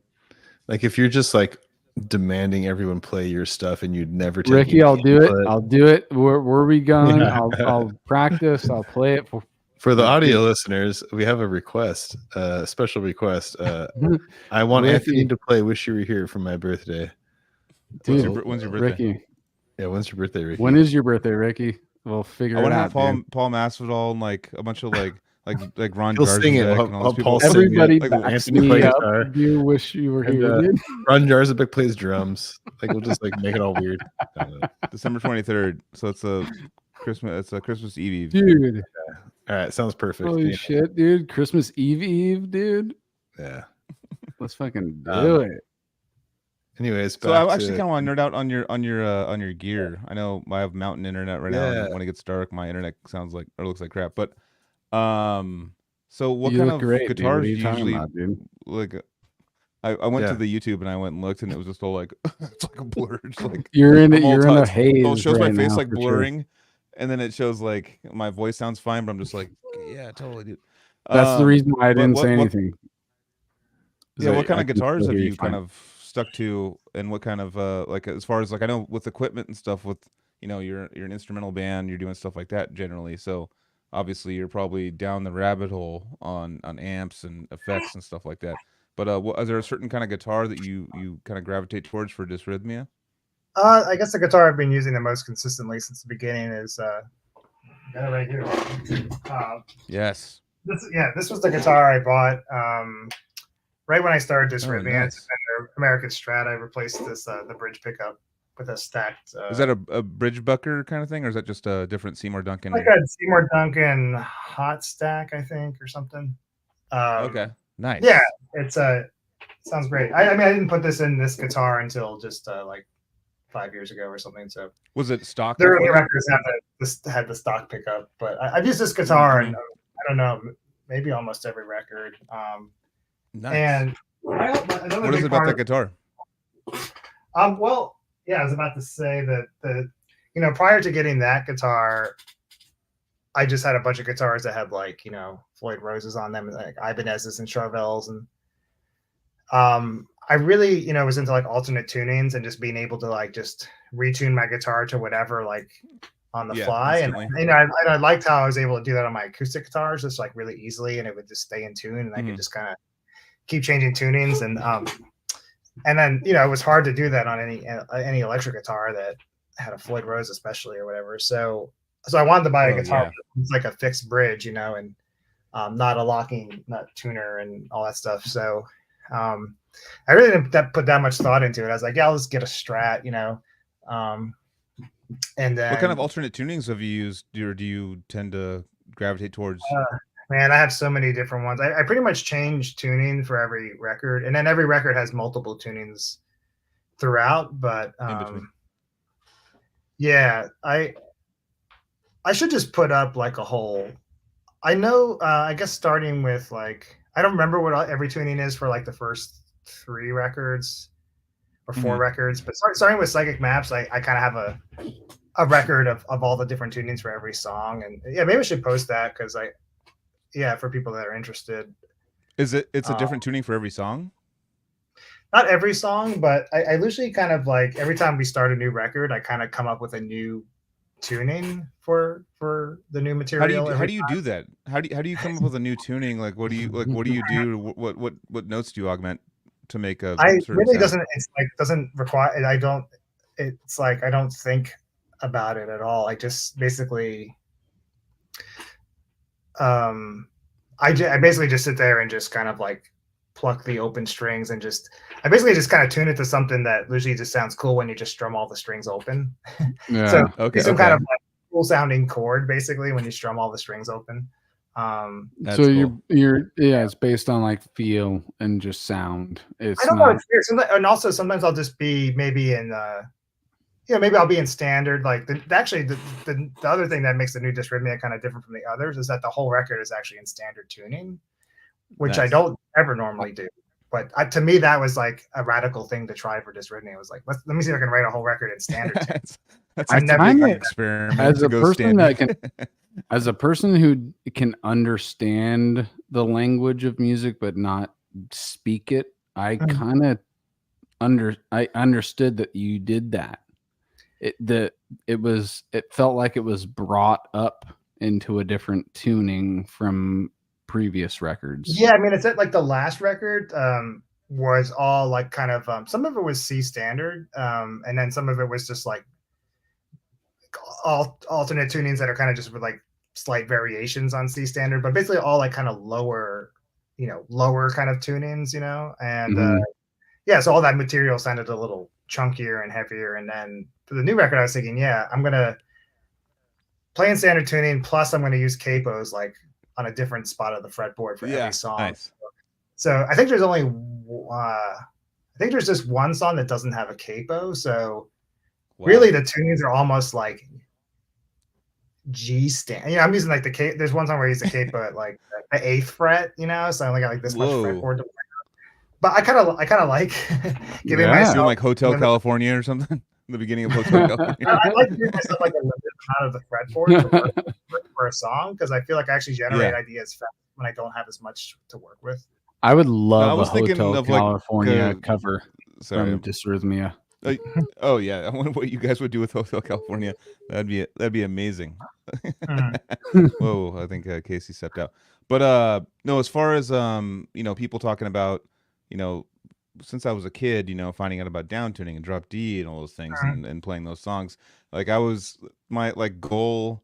Not goal for myself, but I'd always hope there'd be a band that just uptuned all crazy and made it still heavy. Like, turn the other way, like turn the knobs the other way. Let's go higher. I like the high register of the guitar. I like sparkly acoustic sounds. I like clean sounds. I like twangy kind of sounding things. So to me, it makes sense to like use capos and play in like high tunings and stuff, That's cool. Yeah, that's really cool. Yeah, as I found as I've gotten older too, is like standard tuning was like more of a desire for me. I don't know, just going back, because we were drop C sharp, Rhodius, and Decrepit was just it was just D standard, and I've played in all these like wacky standard tunings, not like open tunings and stuff like that I see like a lot of people doing nowadays. Even like popular bands like Pearl Jam would just play in all these crazy tunings and stuff. Oh, sure. The Rolling Stones. All those bands use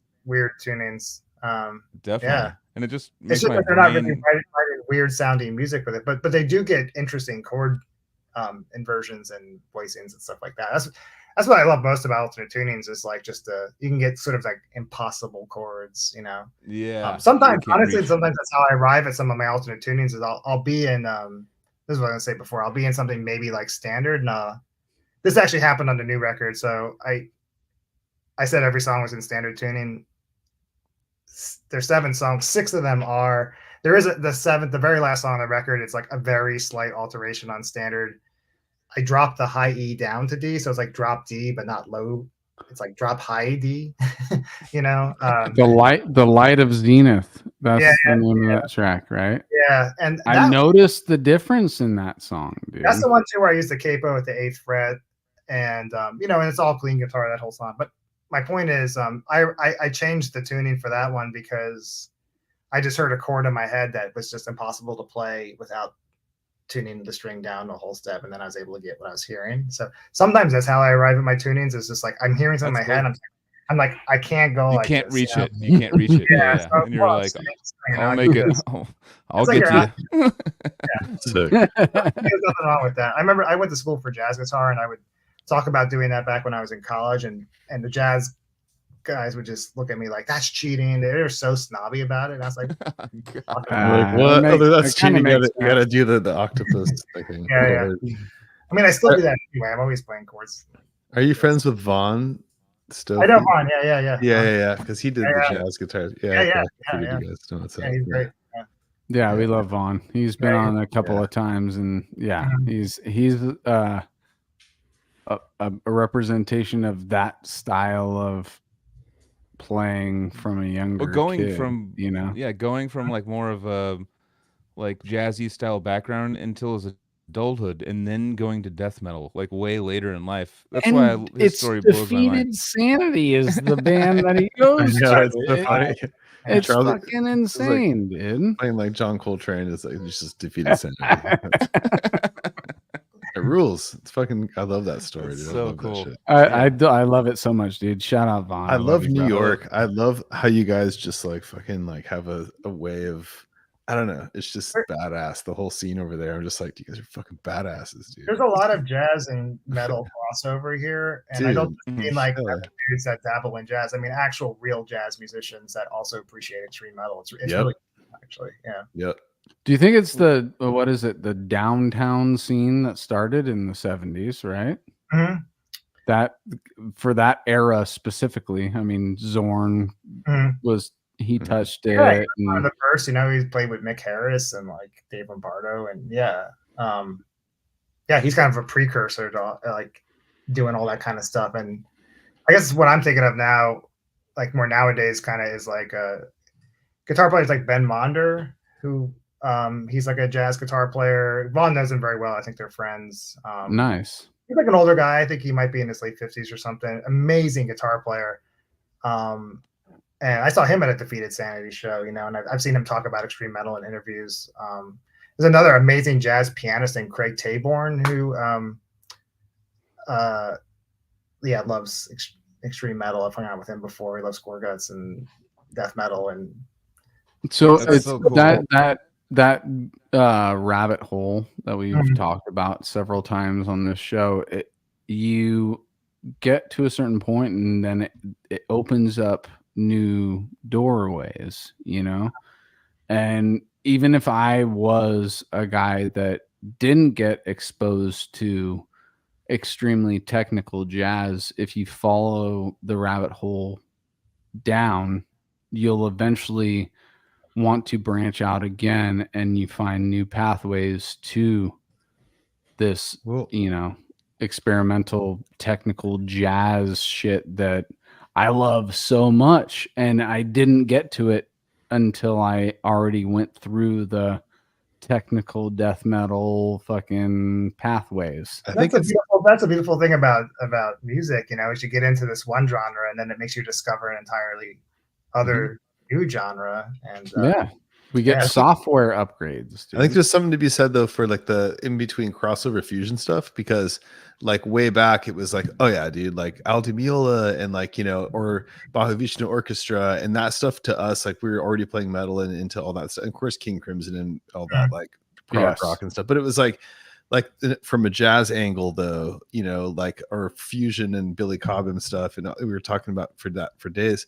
Like it's like that stuff was already there, but it's like yeah, but the other end of the spectrum is, dude, like you can like full on jazz, because like Pat Martino or something, like that dude's a monster, dude. But it's like straight. That's like, I mean, that's not like really fusion jazz, like Return to Forever or something like that. That's like jazz, or Wes Montgomery or whatever, But like guitar players, playing actual jazz, but like fast stuff too. I mean, it doesn't have to be fast, but like because we're relating it to metal and extreme music, like there's a lot of extreme, and of course Tony Williams and drummers that were blasting and doing shit, or even Buddy Rich, way back before there was ever, whatever. The point is that like it's funny. It's like, so it's cool to like respect and be like, yeah, dude, the jazz, like going to jazz shows and like and seeing jazz people play, like, and doing that stuff like from an outsider, like, or like a metal person coming in, like, dude, it's like, it's so sick, like the shred level, Yeah, I put like, jazz just as high as death metal, and I listen to it evenly, I think the biggest compliment probably ever for a metal band, it's got to be like a jazz, or a gnarly jazz musician to reverse and go check out a crazy style of death metal. Exactly what you're saying. I think that's probably Wolfgang, like the best compliment. Wolfgang and Defeated, dude. Yeah, exactly. Just going like, oh, I'm a brilliant musician, and then they go back and they're like, oh, I like, Necrophit or whatever. It's like a death metal or a metal band or something. You're like, oh shit, they're so the highest of the high as far as the musical ranking, like knowledge folks, are going back to kind of, like going back to like, our caveman style of music and being like, that's fucking really cool, It's like kind of, we went the opposite way of going like caveman, fucking death metal, and being like, all right, well, jazz is really cool. Al Di Meola, all the fusion stuff's really, like, all these cool things, like it opens up new doors for us too. It's like, it's cool to see it go the opposite way though, because you don't see it that often. And there's a lot of similarities in the scene of like breaking back, like, you know, how jazz like was, you know, like kind of like, well, whatever classical and stuff, like Western, like we're gonna like do it or based on say 12-bar blues forms and all that kind of stuff in it, but whatever, but like it doesn't even matter, like just like we're gonna make this music that's like its own thing and it's completely unique and we don't care how big it is or what, it's like totally about the music and the art. Same thing death metal, and same thing with like experimental rock or whatever stuff, or you know, just full on, just like it's a complete diverted art form that's its own focus in the same way. So like there's a lot of similarity, and just like, dude, we had a ton of discussion with Vaughn about this too, but the similarities of, you know, crazy extreme death metal technical stuff and extreme jazz and that kind of, you know, Tigran, what is his name? Tigran Hamaslan or something. I forget how to pronounce his last name. The piano player? Dude's a shredding jazz piano player that cites many metal bands as influence. Hamasyan, sorry. I'm probably still saying it wrong. Hamasyan. I want to say that. Cool. But either way, that dude, and you can hear it in his playing. He's playing in a jazz format, but he's filtering metal aspects into the rhythms, especially. His rhythm section totally could be a Meshuggah rhythm section or something, you know. I notice a lot of jazz musicians like Meshuggah. That's another, I guess, because of the rhythmic elements of it, you know. Yeah, I see that a lot now too. Like when I see a jazz musician kind of talk about like metal they're into, it's like they always talk about that.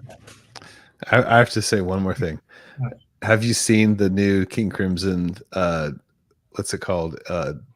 In the Court of the documentary, dude. I want to see it, dude. I want to see that. I haven't seen that yet. I saw it in the theaters because there was like a special showing, and my friend David, we were talking about earlier, Warbreaker, David Siskin, shout out. He was like, he got me a ticket with him, and we saw it a few months back, and it was so, dude, it's like the greatest. And dude, Robert Fripp is the most metal guitar player I've ever heard. He's more metal than fucking Eric Rutan, dude. I remember throwing it out right there right now, dude. I remember reading an interview with Kelly from Atheist back in like the early 90s where he talked about Robert Fripp saying in some interview that he thought death metal was the one form of music really pushing musical ideas at the time. Fuck yeah, really? Shout out Fripp, dude. Really?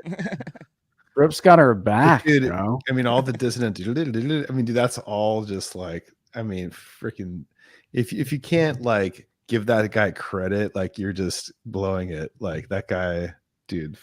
My dad and I already got tickets to we got tickets to that it's like Steve Vai, Danny Carey. Yeah. Dude, I wish Fripp was playing in that, dude. I know. He's too busy on OnlyFans with his wife. I know. Dude, I want to go to that though. It sounds very expensive but I want to go. Oh, man. Steve Vai seems like a weird choice to me. I mean, I know that he's an amazing guitar player. I saw an interview with him of music talking about the Rick Beato one. I watched the whole Rick Beato one of them. But Beato, as far as I feel like he or Beato, I call him Beato. Beato. But I call him Beato. It's just how I see on the screen. Rick beat it. Yeah. But no, I mean, it seems like he's such a like Steve Vai is too. I don't know. Like precise, like I don't know. That sounds terrible. I love Steve Vai. I think he can do. I know. I love Steve Vai. I mean, name 5 songs though. I mean, I know Bad Horsey and For the Love of God, and I got 0. It's about. Yeah. No, he's an amazing guitar player, but as far as like his like style to mix into King Crimson, seems. I know I'm probably blurry right now, but seems a little. I don't know. Like fuck your blurriness. Really, I'm gonna mute Joel. So I'm just kidding. We can hear you perfectly, dude. Yeah. I just want. What do you think about that, Kevin? With Steve Vai joining that group? I mean, obviously Danny Carey fits in. I feel like that fits, but Steve Vai can do pretty much whatever he wants. But also, he's so perfect that I know he can replicate. But sometimes replication doesn't really give you the feel. Well, it's interesting you say that about Vi because for whatever reason, I feel like Steve Vai interviews pop up in my YouTube algorithm a lot or whatever. And Yeah. I do actually find his interviews interesting whenever I watch them. It's a great guy, yeah. Me too. Yeah. Yeah, so I watched, I've watched a few where he's talked about filling in the shoes of someone else. Like for instance, like he joined that band Alcatraz after Inve was in it, so very early on before he joined David Lee Roth's band and before Inve was really that popular. And he was talking about having to, play live and play the Inve solos and how he at the time couldn't really do that. That's picking things. So he just kind of like he was better at tapping. So he's like, oh, I just took it and I just kind of made it. I interpreted it my way and I did tapping instead of sweeping. And I was like, oh, that's kind of cool to hear him say that he found someone else's style hard to replicate. So he just kind of changed it the one way. And then he was saying the same thing about the King Crimson stuff. He said, there's certain things that he's kind of changing a little bit, and he admits it's like really challenging, and it's kind of cool to hear someone like a virtuoso like him say that, like, you can't really pull off note for note other people's things and how they do them. But if you really look at King Crimson, the material that he's relentless. talking about, at least there wasn't structure. I mean, there was structure, but there's room for getting close to the fringes in King Crimson. Oh shit, that kind of rhymes. That when are they doing discipline for a guy like Steve? What are they doing? Discipline all the way through or something? Is that the tour? It's like the Beat era. I can't remember which album is Discipline part of that. But all I know is, I mean, I saw that interview you're talking about. It's really cool. And I think like the thing about and that's kind of what he was saying too, but the whole idea is that like it's like, dude, Fripp stuff is just, it's very relentless. Like it's very it requires a lot of stamina and memorization and odd stuff, and it's just it's very like it's.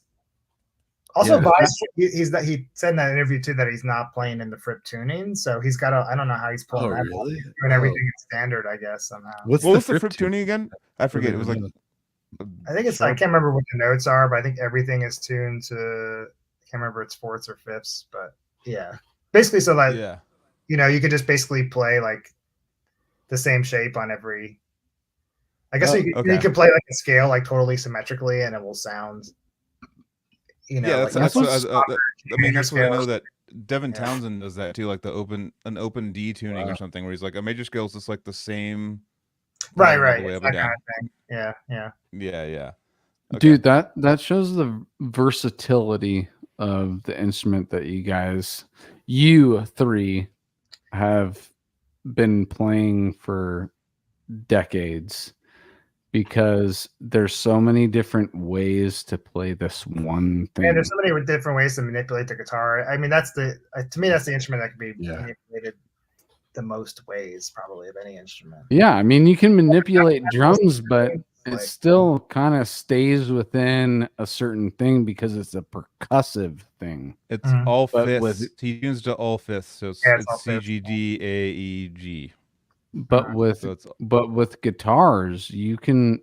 It seems like your spread is just so much wider than a drummer because you're not a percussive instrument, and it's all based on sound.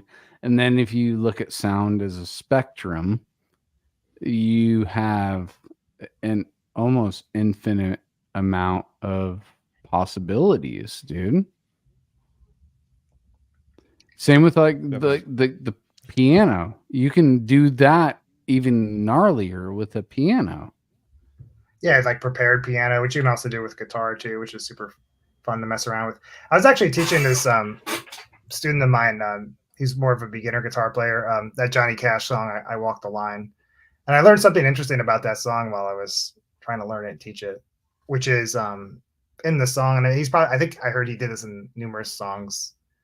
There's this like it sounds like a snare drum played with brushes or something.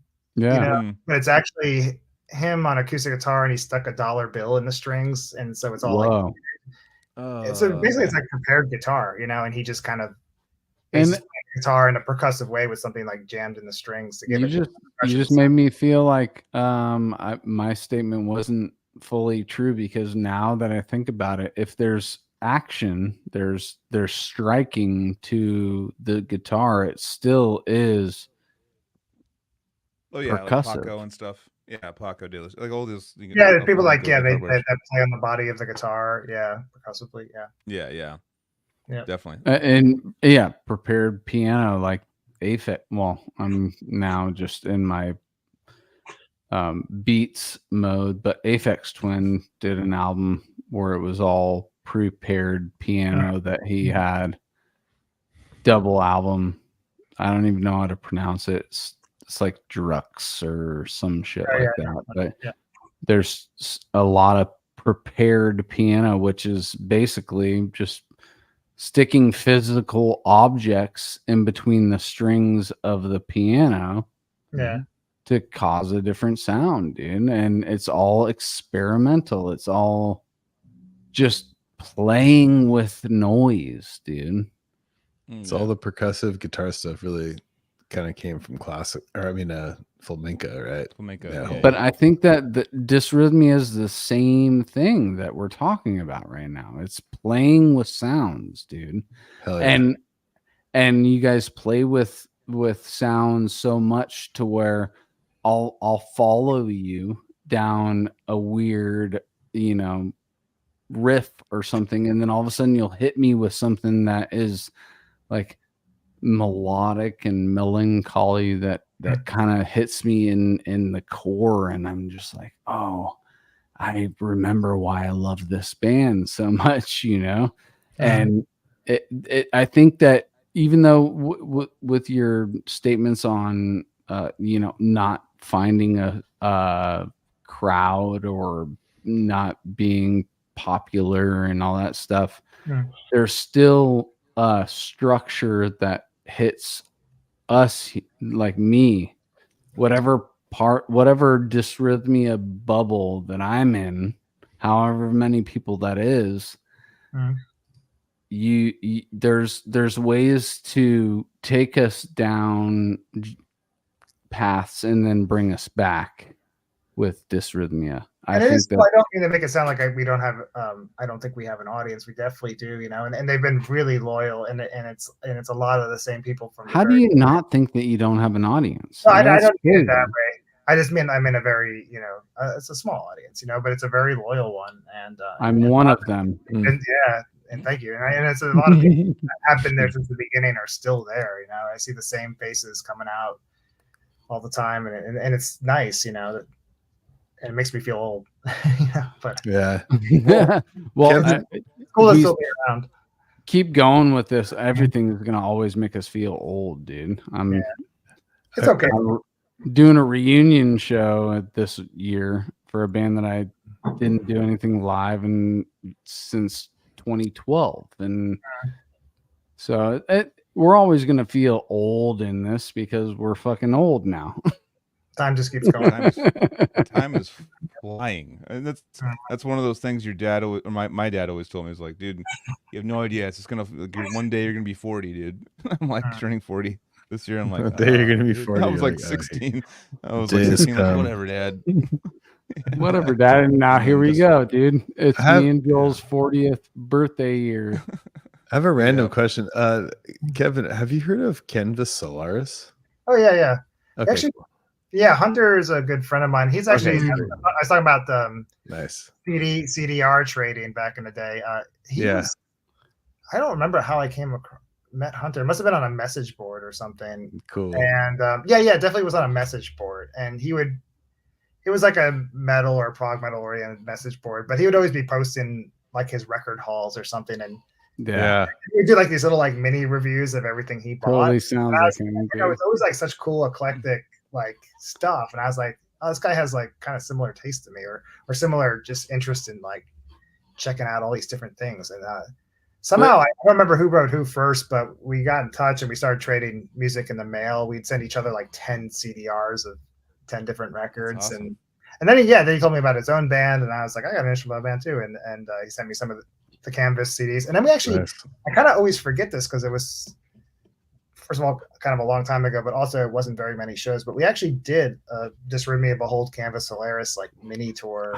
Really? God, dude, that is such a. Yeah, it was only like 3 shows. It was like Jersey, Maryland, and somewhere else. I can't remember. That's so sick, dude. Yeah. All right. Now I'm gonna do a 5-minute thing on Hunter. Sorry, guys, but I love that man so much. Oh, dude, I literally. I had the best. Through getting okay, so take it way back to the Odious days, real quick. Hunter had hit us up and said, "Anytime you're on the East Coast, I want to do shows with you guys," and it never happened. But that one interaction made me never stop thinking about him because I loved Canvas so much, dude. And then this show happens, and I'm thinking about all the people that I want to talk to, and Hunter was there in my mind from the beginning. I don't even know what episode he was, but either way, he was always a person that I wanted to interact with, and he came on the show. He's been on the show twice, 3 times now, twice. Kevin, if you ever want to check out what Hunter's doing podcast wise, he has a podcast. I've listened to Radical Research. Yeah, he knows. Oh, dude, it is. It's who the else best. over those kind of bands? I mean, Thought Industry. For me, for me, yeah, dude, the guy who likes to 100% figure out what I missed or talk about all the we were talking about the finding those albums or bands that we love, and we, if they were to ever get popular, it'd be weird. Radical Research always hits me with either you missed this one, or we're going to talk about how good this one is, and they do it every time, dude. Him. Okay, but before I keep going on, I just want to say, like, Hunter is amazing. That dude is my brother, dude. I talked to him. Actually, I haven't talked to him in a couple weeks, and I feel kind of weird now that I haven't talked to him in a couple weeks, because once a week I get a text, or I text Hunter, and we just check in on each other as being death metal dads, you know.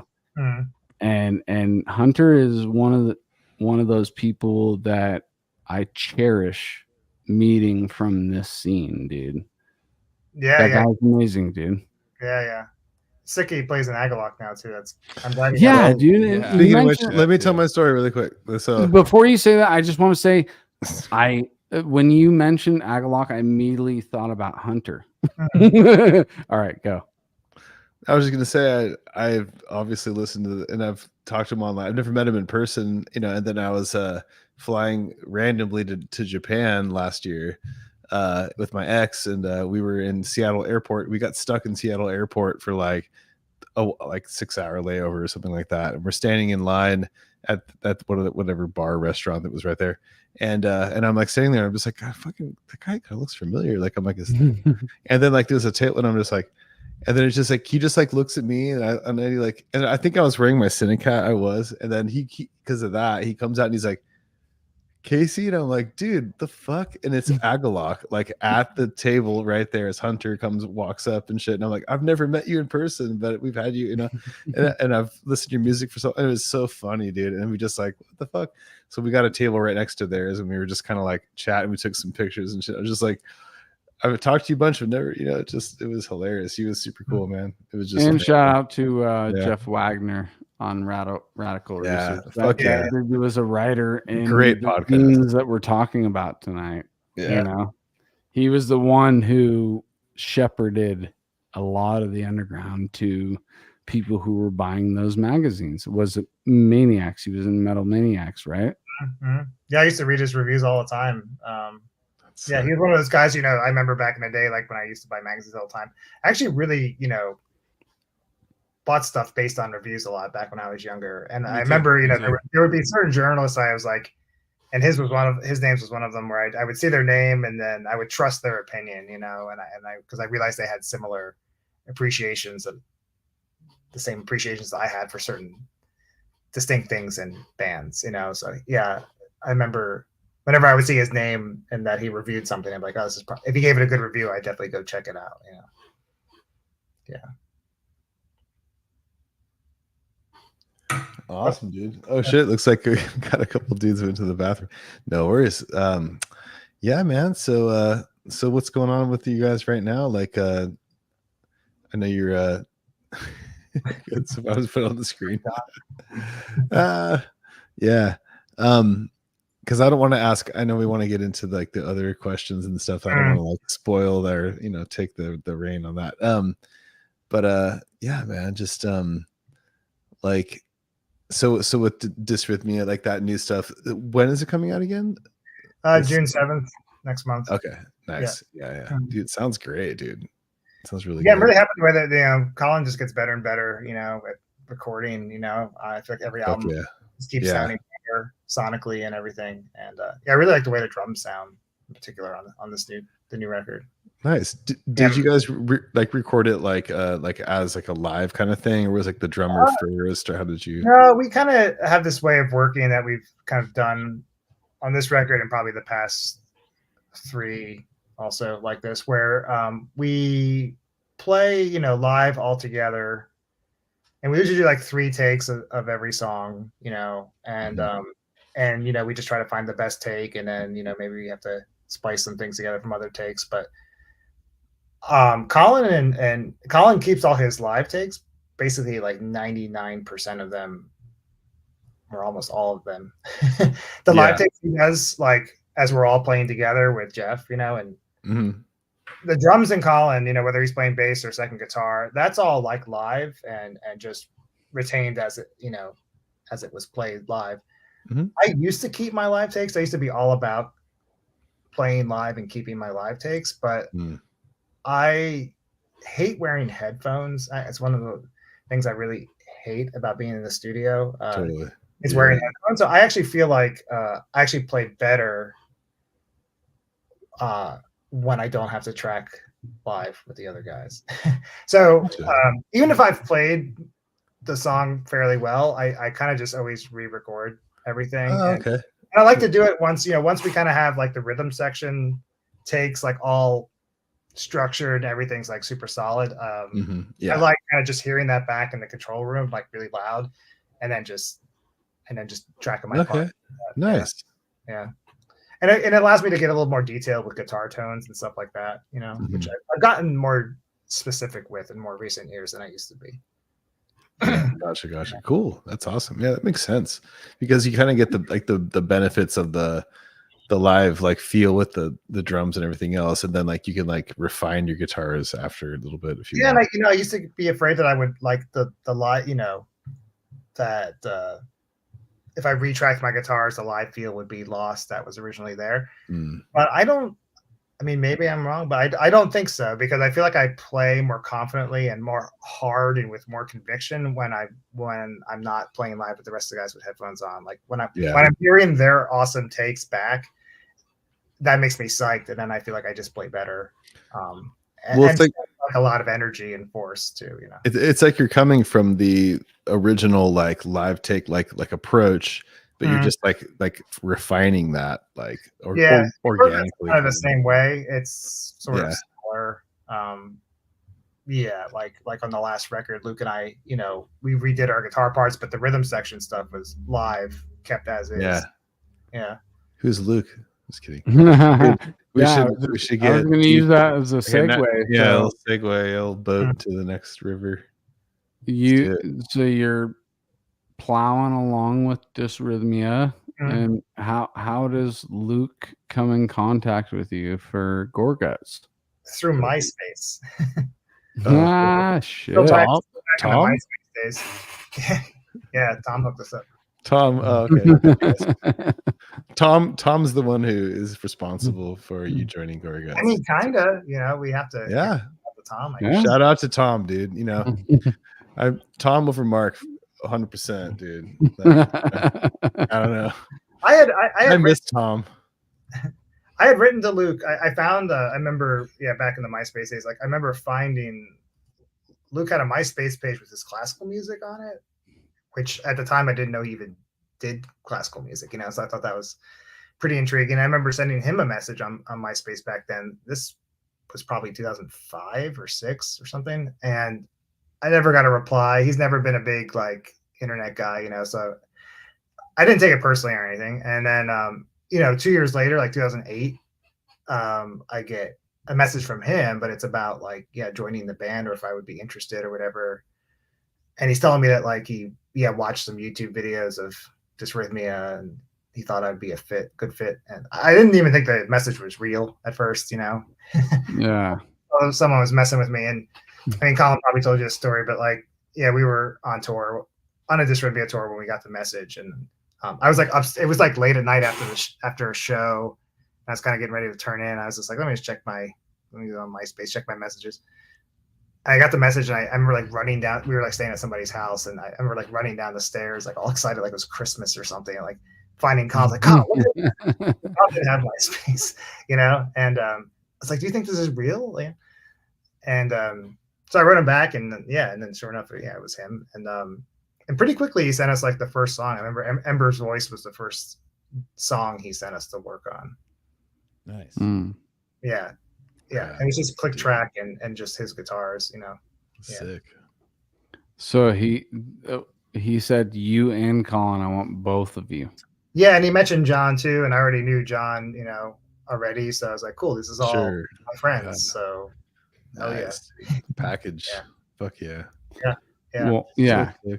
Colored Sands was such a great comeback, dude, and I really love that album.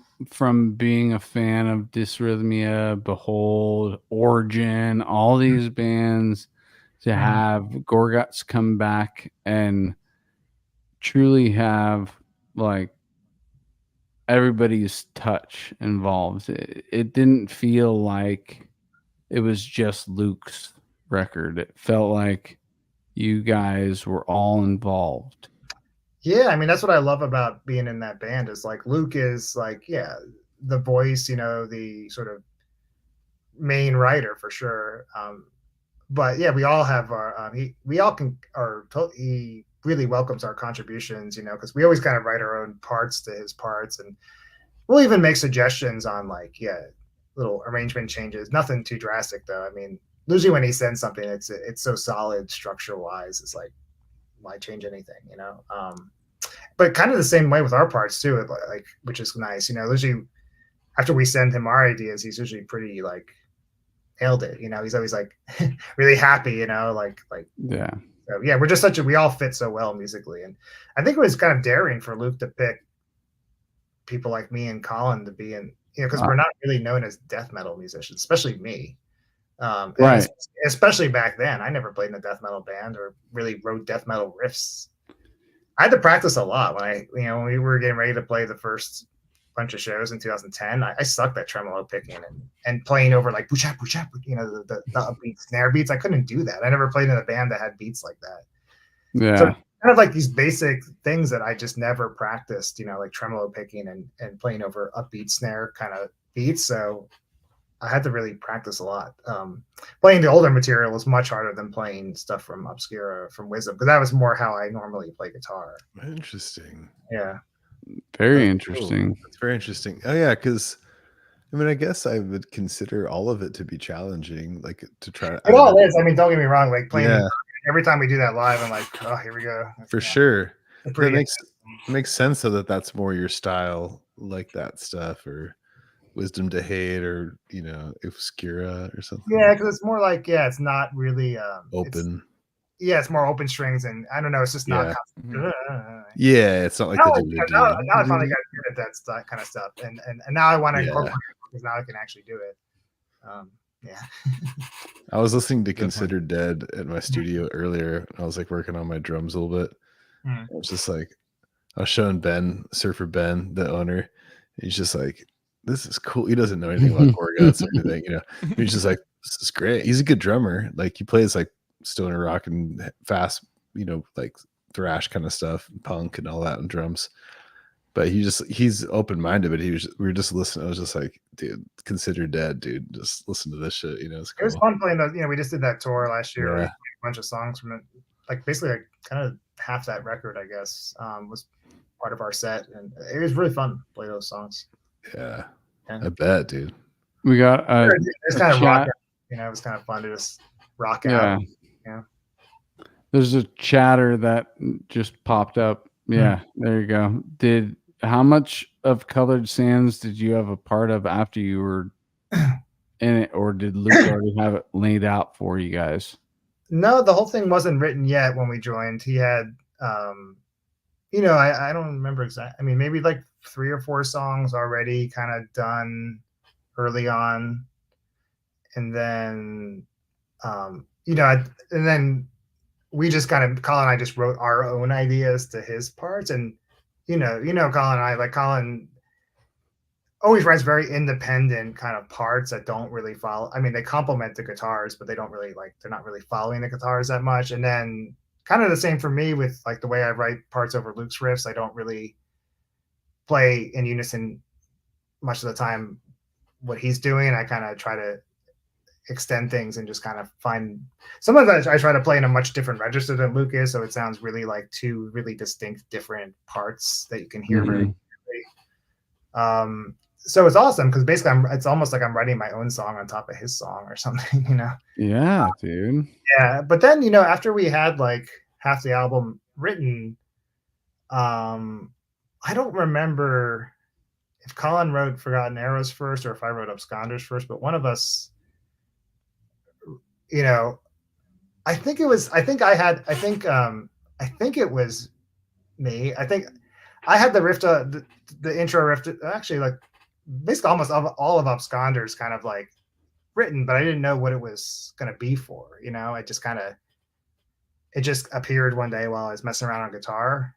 And at the time I was writing, my main focus at that time was like kind of writing the Dysrhythmia record that was coming out around that time, or about to be recorded around that time. And I had the Absconders riffs and I was like, man, this feels like it should have vocals on it. Cause that's something I'm pretty tuned into when I'm, writing stuff for Dysrhythmia. Like it has to sound like it shouldn't need vocals. Yeah. Or with the Absconders riff, especially the dun, dun, dun, I was like, this has to have brutal vocals on it. So I was like, I wonder if Luke would be open to like me contributing a song. Cause I wasn't really sure at the time and I didn't want to like overstep my bounds or whatever. So I sent him like some of the riffs. I was like, do you like this? Would you want to like work with it? And he wrote back and he was like, oh yeah, and then pretty quick after that, he's like, oh, Colin should write a song too. And then Colin wrote Forgotten Arrows like really quickly. So yeah, Colin and I each got to write a song for that record. Nice. Yeah. How was it like a difference in writing for Dysrhythmia to writing a song for Gorguts in the vein of another kind of influence that you've had, like rather than writing which you've always just kind of done for Dysrhythmia and other bands, like actually like tailoring it to Gorguts? I didn't want to like step all over Luke's ideas and overplay and all that stuff. I think Colin was felt the same way. So I feel like on Colored Sands we really kind of like, I don't know, we kind of had to like, we didn't want to like disrespect the sound or like, you know what I mean? And just put too much of our own thing on top of it or whatever, Put a capo on it. Yeah, just any of that stuff, I just tried, really, I just approached it like I'd approach anything else. I was just like, I just want to compliment the song and totally, and make it, I don't know, it's not better, but just make it, I don't know, just contribute what I can to help lift it up even more, Yeah. There's the thing with Gorguts is like, with instrumental music, usually you have like a lot of different parts and things going on. And, with Gorguts, it's, there's verses, I don't know if there's choruses, but, there's A riff, B riff, and so I feel like I could finish, writing guitar parts of a Gorguts song much faster than I can a Dysrhythmia song because there's just not as many sections and parts, really. Yeah. For the most part. 100%. Very There's cool. another chatter from the beginning that had mentioned Pallades Dust tab guitar book. Is that ever going to happen? Well, it's funny that they mentioned that because I was just talking to Luke about doing that. That just being like, we should do that. Because I have it pretty much all transcribed in Guitar Pro. Actually, one of my old guitar students kind of helped me with that back in the day because I just at that time I had just gotten Guitar Pro and I really didn't have the patience to like, I don't know, I just felt too busy with other things. I was teaching this student of mine how to play Pallades Dust, and I had it all like handwritten, out. Mm-hmm. And I was just sending him my handwritten tabs, and we got together over Zoom and I would demonstrate things. And then, yeah, he was like, "Oh, I can help you put this in Guitar Pro." And I was like, "Dude, that'd be amazing. I'll freaking half price lessons if you just help me with that, Yeah. And he did. And then years later, now I do a lot more transcribing and using Guitar Pro like every day, all the time. So I went back into those tabs that he had done, and most of them were pretty good. But there was a couple of things like where I was also unsure. Like I actually don't know what the hell that rhythm is, especially in the solos, because some of them were like sort of improvised, And I went back recently. I kind of tweaked some things and tried to make them a little more accurate. So yeah, all we got to do is really just put Luke's parts in there. And Luke just started using Guitar Pro too to transcribe stuff. Nice. So Nice. probably able to just do that himself. So yeah, I guess it could happen. I guess, yeah. Do you do All Zoom guitar lessons or anything? Like Yeah, that? yeah. I sit here all day on Zoom and do that. Yep. I have some in-person lessons. Okay. But most of it's on Zoom. Yeah. That's probably something. Did we that should plug start really. pre or post pandemic? Well, I've been doing the Zoom thing, pre-pandemic. I think all the way back to like 2010 or something. It was Skype more back then. Skype, yeah. Yeah, I mean, I've been doing the online lesson thing since around 2010 or 11. How do people get a hold of you for that? Nowadays it's become really word of mouth. It's like I find that my students just tell their friends. So a lot of my students, it's funny, like a lot of them know each other. Yeah, for sure. That's pretty cool. They're in different states. It's just like people. It's just word. Nice. It's really word of mouth at this point. And that's so. Right. Yeah, it keeps me busy all day. Yeah. Awesome. So nobody. So if I wanted to go learn how, make sure that I'm playing "Wish You Were Here" correctly, I couldn't just go to a website and find you. Well, I do have a website. There is a kevinhufnagel.com that I just paid to renew. So I don't even know if people ever look at it, but there is I have a section on there for lessons. Okay. I'm kind of starting to get close to kind of maybe being at my limit for how many people I can kind of handle a week. Well, if you can squeeze Anthony in sometime, you can teach him the solo. I just gotta make sure, dude. Get him to hit that first solo, like the acoustic one. No. Well, that's funny. Like something I never did in lessons until probably like 2020 when we're all stuck at home was that really actually helped me. I gained so many students during 2020 because I'm sure, dude. Oh, yeah. I bet. When I was doing that back then, I was also a music teacher. Oh, okay. Full time. Yeah. So I was. Yeah. Go ahead though. Sorry. Yeah. Doing the Zoom thing. Yeah, and I just kind of I got really into it because prior to that, I was doing lessons, but I was always going on tour. It was always being interrupted by tours, and so people would kind of drop off after a while because I would just be gone too much. I didn't blame them for kind of like probably finding some other teacher who was more. Oh yeah, because you're right. Yeah. But ever since I haven't really. I've done a couple tours since 2020, but not as much as I was doing pre-pandemic or whatever. So I've gotten really into like teaching, and I'm much more organized now, and I have all these freaking folders of guitar profiles on all these different topics, but the thing I started doing that I never did before until 2020 is teach cover songs. For whatever reason, I just never wanted to do that because that's what every guitar teacher does. So they can just go on YouTube and learn that Metallica song or whatever. But I realized man, there's a lot of value in teaching someone a cover song, because the cool thing is like then you can help them get more out of it by then talking about maybe the key the song is in, or just helping them understand it. Beyond, learn the riff, and that's how you play it. And there's also like a little bit of element of like, even if you like read the tabs, do it and get it like exact, or you got like you're buying the tabs on Guitar Pro with the credits or whatever the fuck it is, like the most accurate versions, whatever. Like it's still like you're gonna teach it your way a little bit, even if it's like whatever percentage, you know. Well, there's definitely things that I've been asked, students have asked me to teach them necrophagus songs. And I'm just like, I can't. It's like the Steve Vai thing where, he was talking about like, that's just, I can't do that. It's not my style. I can't alternate. Yeah. So, if someone asks me something like that, I'll be like, okay, maybe we won't learn the whole song. We can learn a couple of riffs. We can play them slower. We can slow them down. I'm pretty honest with my students about like what I can do, And I remember in high school and asking my guitar teacher to teach me. I remember one time a Halloween song. And him just being like, no, like I can't. Yeah, dude. I'm not gonna take the time to figure that out, and that's too hard for me right now. Dude, I remember back in like when I was like a kid, like 8 or 9, whatever, in the 90s, and like fucking there was that John Petrucci video when he had like the colorful guitar. Rock Discipline. That one, yeah. I remember my guitar teacher putting that on like on the VHS, like on the thing, and I was like, how do you do that? Can you? He's like, I'm like, you're the one that showed me, dude. Like, and I'm like, I am blown away. I was like, what the fuck? Like, I couldn't even believe what he was doing. And I was just like, okay, so let's do that. How do we do that? He was like, oh no. That's just crazy. It's just like what we're doing, but like way faster. Like it's just super fast. Yeah. He like kind of was just like, nah, dude. Like it was.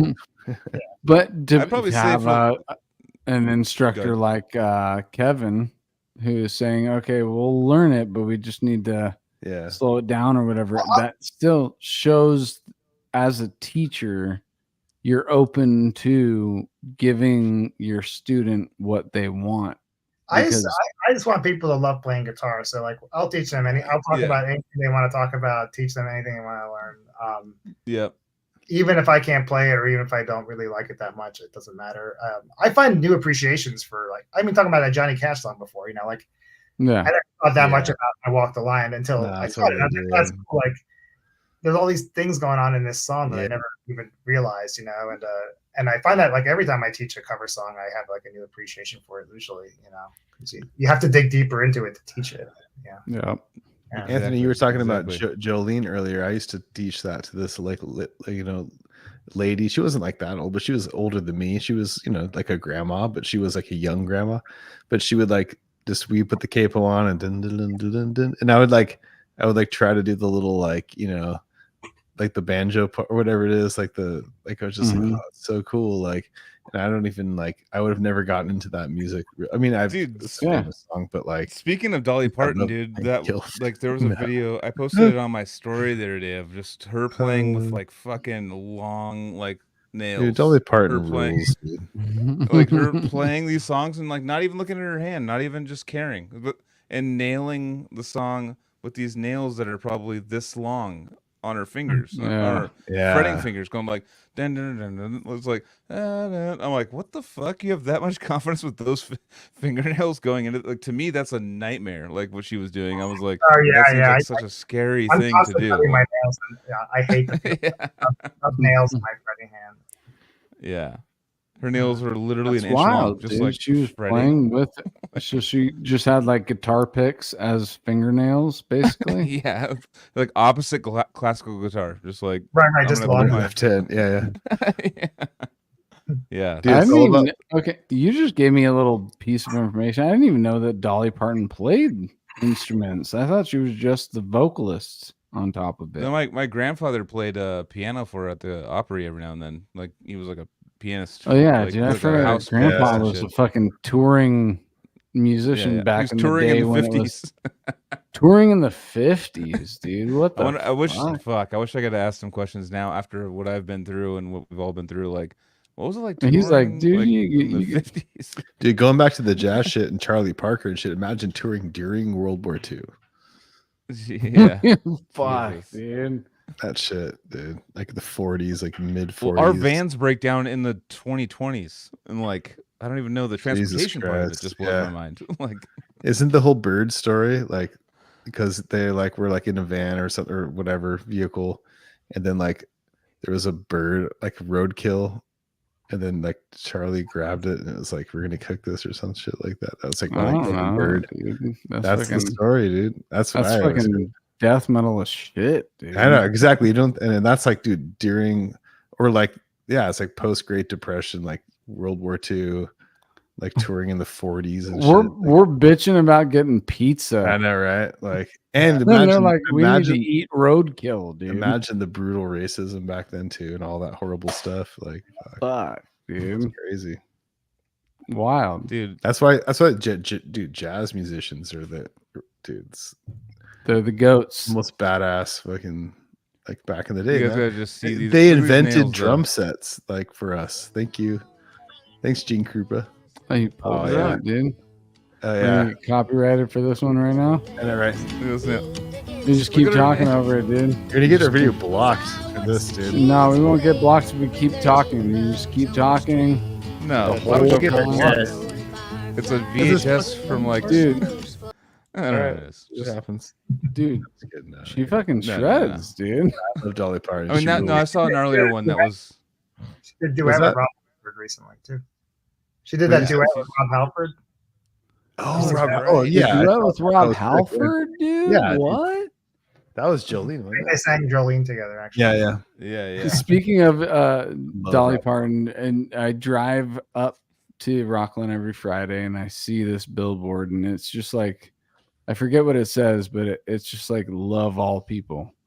And it's Dolly Parton sitting there. And she's just as beautiful, you know, like she's, I mean, yeah, she's obviously got some work done, but she's preserving it so well, I think. Mhm. And she's just like, be good to people. Hey, you know, Mhm. How old do you think she is? I just looked it up. 74. What do you guys think? What idea? No way. That's really? She's that young? I think she'd be like, Oh, is she in her 80s, bro? got to be in her 80s. Uh, Dolly Parton? Well, I'm going off her visuals, dude. If Kevin, she's what do you think? getting a Kevin, what do you think? 74 I think she's probably in her 80s, right? Or maybe Wait, late 70s. Casey, Um, can you make a guess? uh, Just make a guess. I already looked Just it throw it up. out there. dude. Why are you looking? Ah, It's you fun if you look can't, it up. you can't guess now. What the hell? You can't guess now. I already Alright, did my 78, guess. I 78. already You guessed. I was eliminated- the first one to guess. You 78. eliminated I yourself. guess she was in her 80s. That's what I Almost guessed. 4 years off, dude. Come on. And if you're 78 and then I'm guessing 74, you're stoked, right? I did think because of she's been such a mainstay in music for so long that I thought probably mid 80s would be my guess. But Yeah, exactly. 78. Yeah. Oh, that's close. Yeah. But my favorite song by her is Slowed Down to where she sounds like a man. That's still her song. It's just- It's got my- Dude, it's got my name in Jolene Half Speed is a jam, guys. Just fucking do it, dude. oh my god. Okay, I will. Sounds I good. promise you, it's really good. Well, All fuck right. yeah, dude. Let's So, wrap it up, guys. Kev, Yeah. Looks like Thank you for coming on. I know he's on the East Coast. We're circling the like, drain. I know you're at 12:30 your time, right? Oh yeah. I think it's like 1 now. Oh, Yeah, that's, we're sitting, oh, we're sitting here at shit, 10. dude. We're sitting here at 10 p.m. Just like, yeah, whatever. You want to keep going until? Kev's Yeah, like, yeah. I want to go to bed, and we're talking about Dolly Parton, dude. That's where we ended up. Dysrhythmia, Dolly Parton. Cool. No, dude. I just want to wrap it up by saying that Dysrhythmia has been a band that I always pay attention to. I always purchase the record anytime I can come see you guys live. We talked about the Elbow Room. That was one of my most cited shows that I've talked about on this episode. I mean, not this episode, this show. I've talked about it multiple times, and it's something that is dear to my heart, dude. Dysrhythmia is something that I want everybody to listen to. Get out of your little box that you're in, and get into an area where you're gonna feel discomfort at times, but also like there's the counterpoint. It's always going to bring you back to a melody or something that's going to make you be like, yes. Yeah, to feel me, this. music's all about tension and release, and that's yeah, you can't appreciate one without the other. So I think Dysrhythmia has a lot of those elements in it. Yeah. For sure, dude. Awesome. Nice. Well, thank you very much for giving us dude. your time, man. That was Yeah, Yeah. no problem. Thanks for having me on. Yeah. It's fun. oh yeah. I know we're stoked. Now we got to get the current Gorguts drummer on, and then we can have everybody. Yeah, we just had our first rehearsal with him. Yeah, last week, and it went really well. Yeah, he's sick. Nice. Nice. It's gonna be great. Yeah, yeah. Nice. Well, Good we've stuff. had the full Colored Sands lineup on the show now, dude. I'm stoked.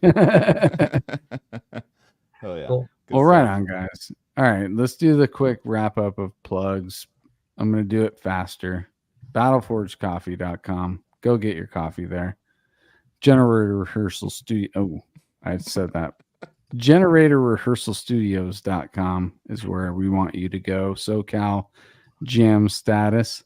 CaliDeathPodcast.BigCartel.com is where you're going to buy merch from us. And Kev, once again, your plugs. Oh, wear earplugs. Yeah, wear No. earplugs next time you want to. Wear earplugs next time you come on the show. I don't wear So, I earplugs. mean, so Kev, actually, one thing we always forget. I know that you teach lessons online. If someone, let's say you have an opening or something, how do we get a hold of you? Oh, yeah, it's just guitar lessons.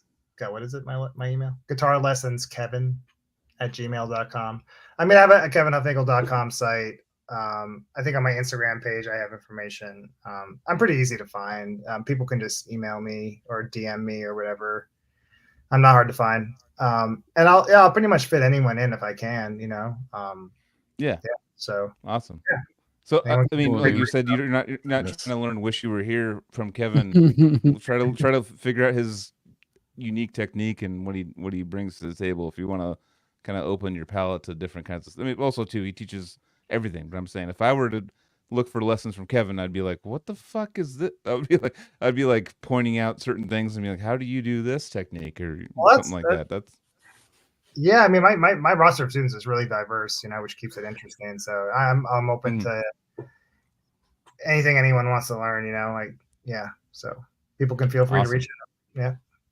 awesome, man. Cool. Thanks And, again for showing up, man. That's awesome. Obviously, all the Google Gorguts and Google all the other bands. Dysrhythmia, Behold. Well, you're not in Behold. What was the other? What was the other These old two? Dillinger Sorry. Escape Plan. Well, close enough, dude. Don He opened up for Caliero. Dillinger. Yeah, I've had a few beers tonight, guys, but I had a great time. I just want to say this was a great ending to a horrible situation today for me. I was so glad to sit down with you guys and feel relieved that I wasn't in the car for 6 hours anymore. All right. On for 2.5 hours instead. And Kev, Way thank better. you for being, accepting for this thing starting later. I know you're on. I'd say it later anyway, so this is fine. Good, dude. All right. Love all you guys. Happy Friday. We get to say that. Yes. And Happy Friday, finally. have a great weekend. Kev, we'll stay in touch, dude. Yeah, take care. love I really hope we get out there Yeah. again. Dude, if I get to see Dysrhythmia again in my life, I'll be very It will happy. happen. Well, we've already talked about trying to do a week on the West Coast next year, and Dude, there's kind of no reason why we shouldn't. I mean, if you're doing Vacation. 1 week on the West Coast, I'm gonna for sure be there, no matter what we day can't of really the do week. month-long tours anymore. Our drummer's just got too many responsibilities at home, but we can get away for like a week or two. So we keep talking about like, let's just focus on the West Coast and do something like that. So I Week or think two it's is fun and exciting. Like a month long. Yeah, it's better that way anyway. I like it. As I get older, I prefer this. Yeah. 2 weeks to me is kind of like that's perfect. Yeah.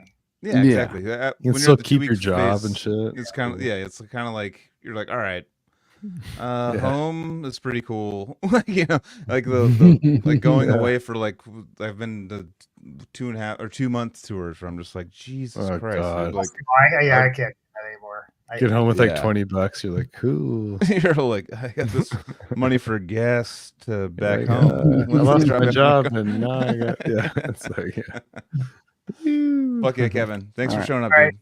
Bye, Yeah, guys. dude, Kev, Have a I good love night. you guys. Peace I love out. all the listeners and watchers, and we'll see you next week.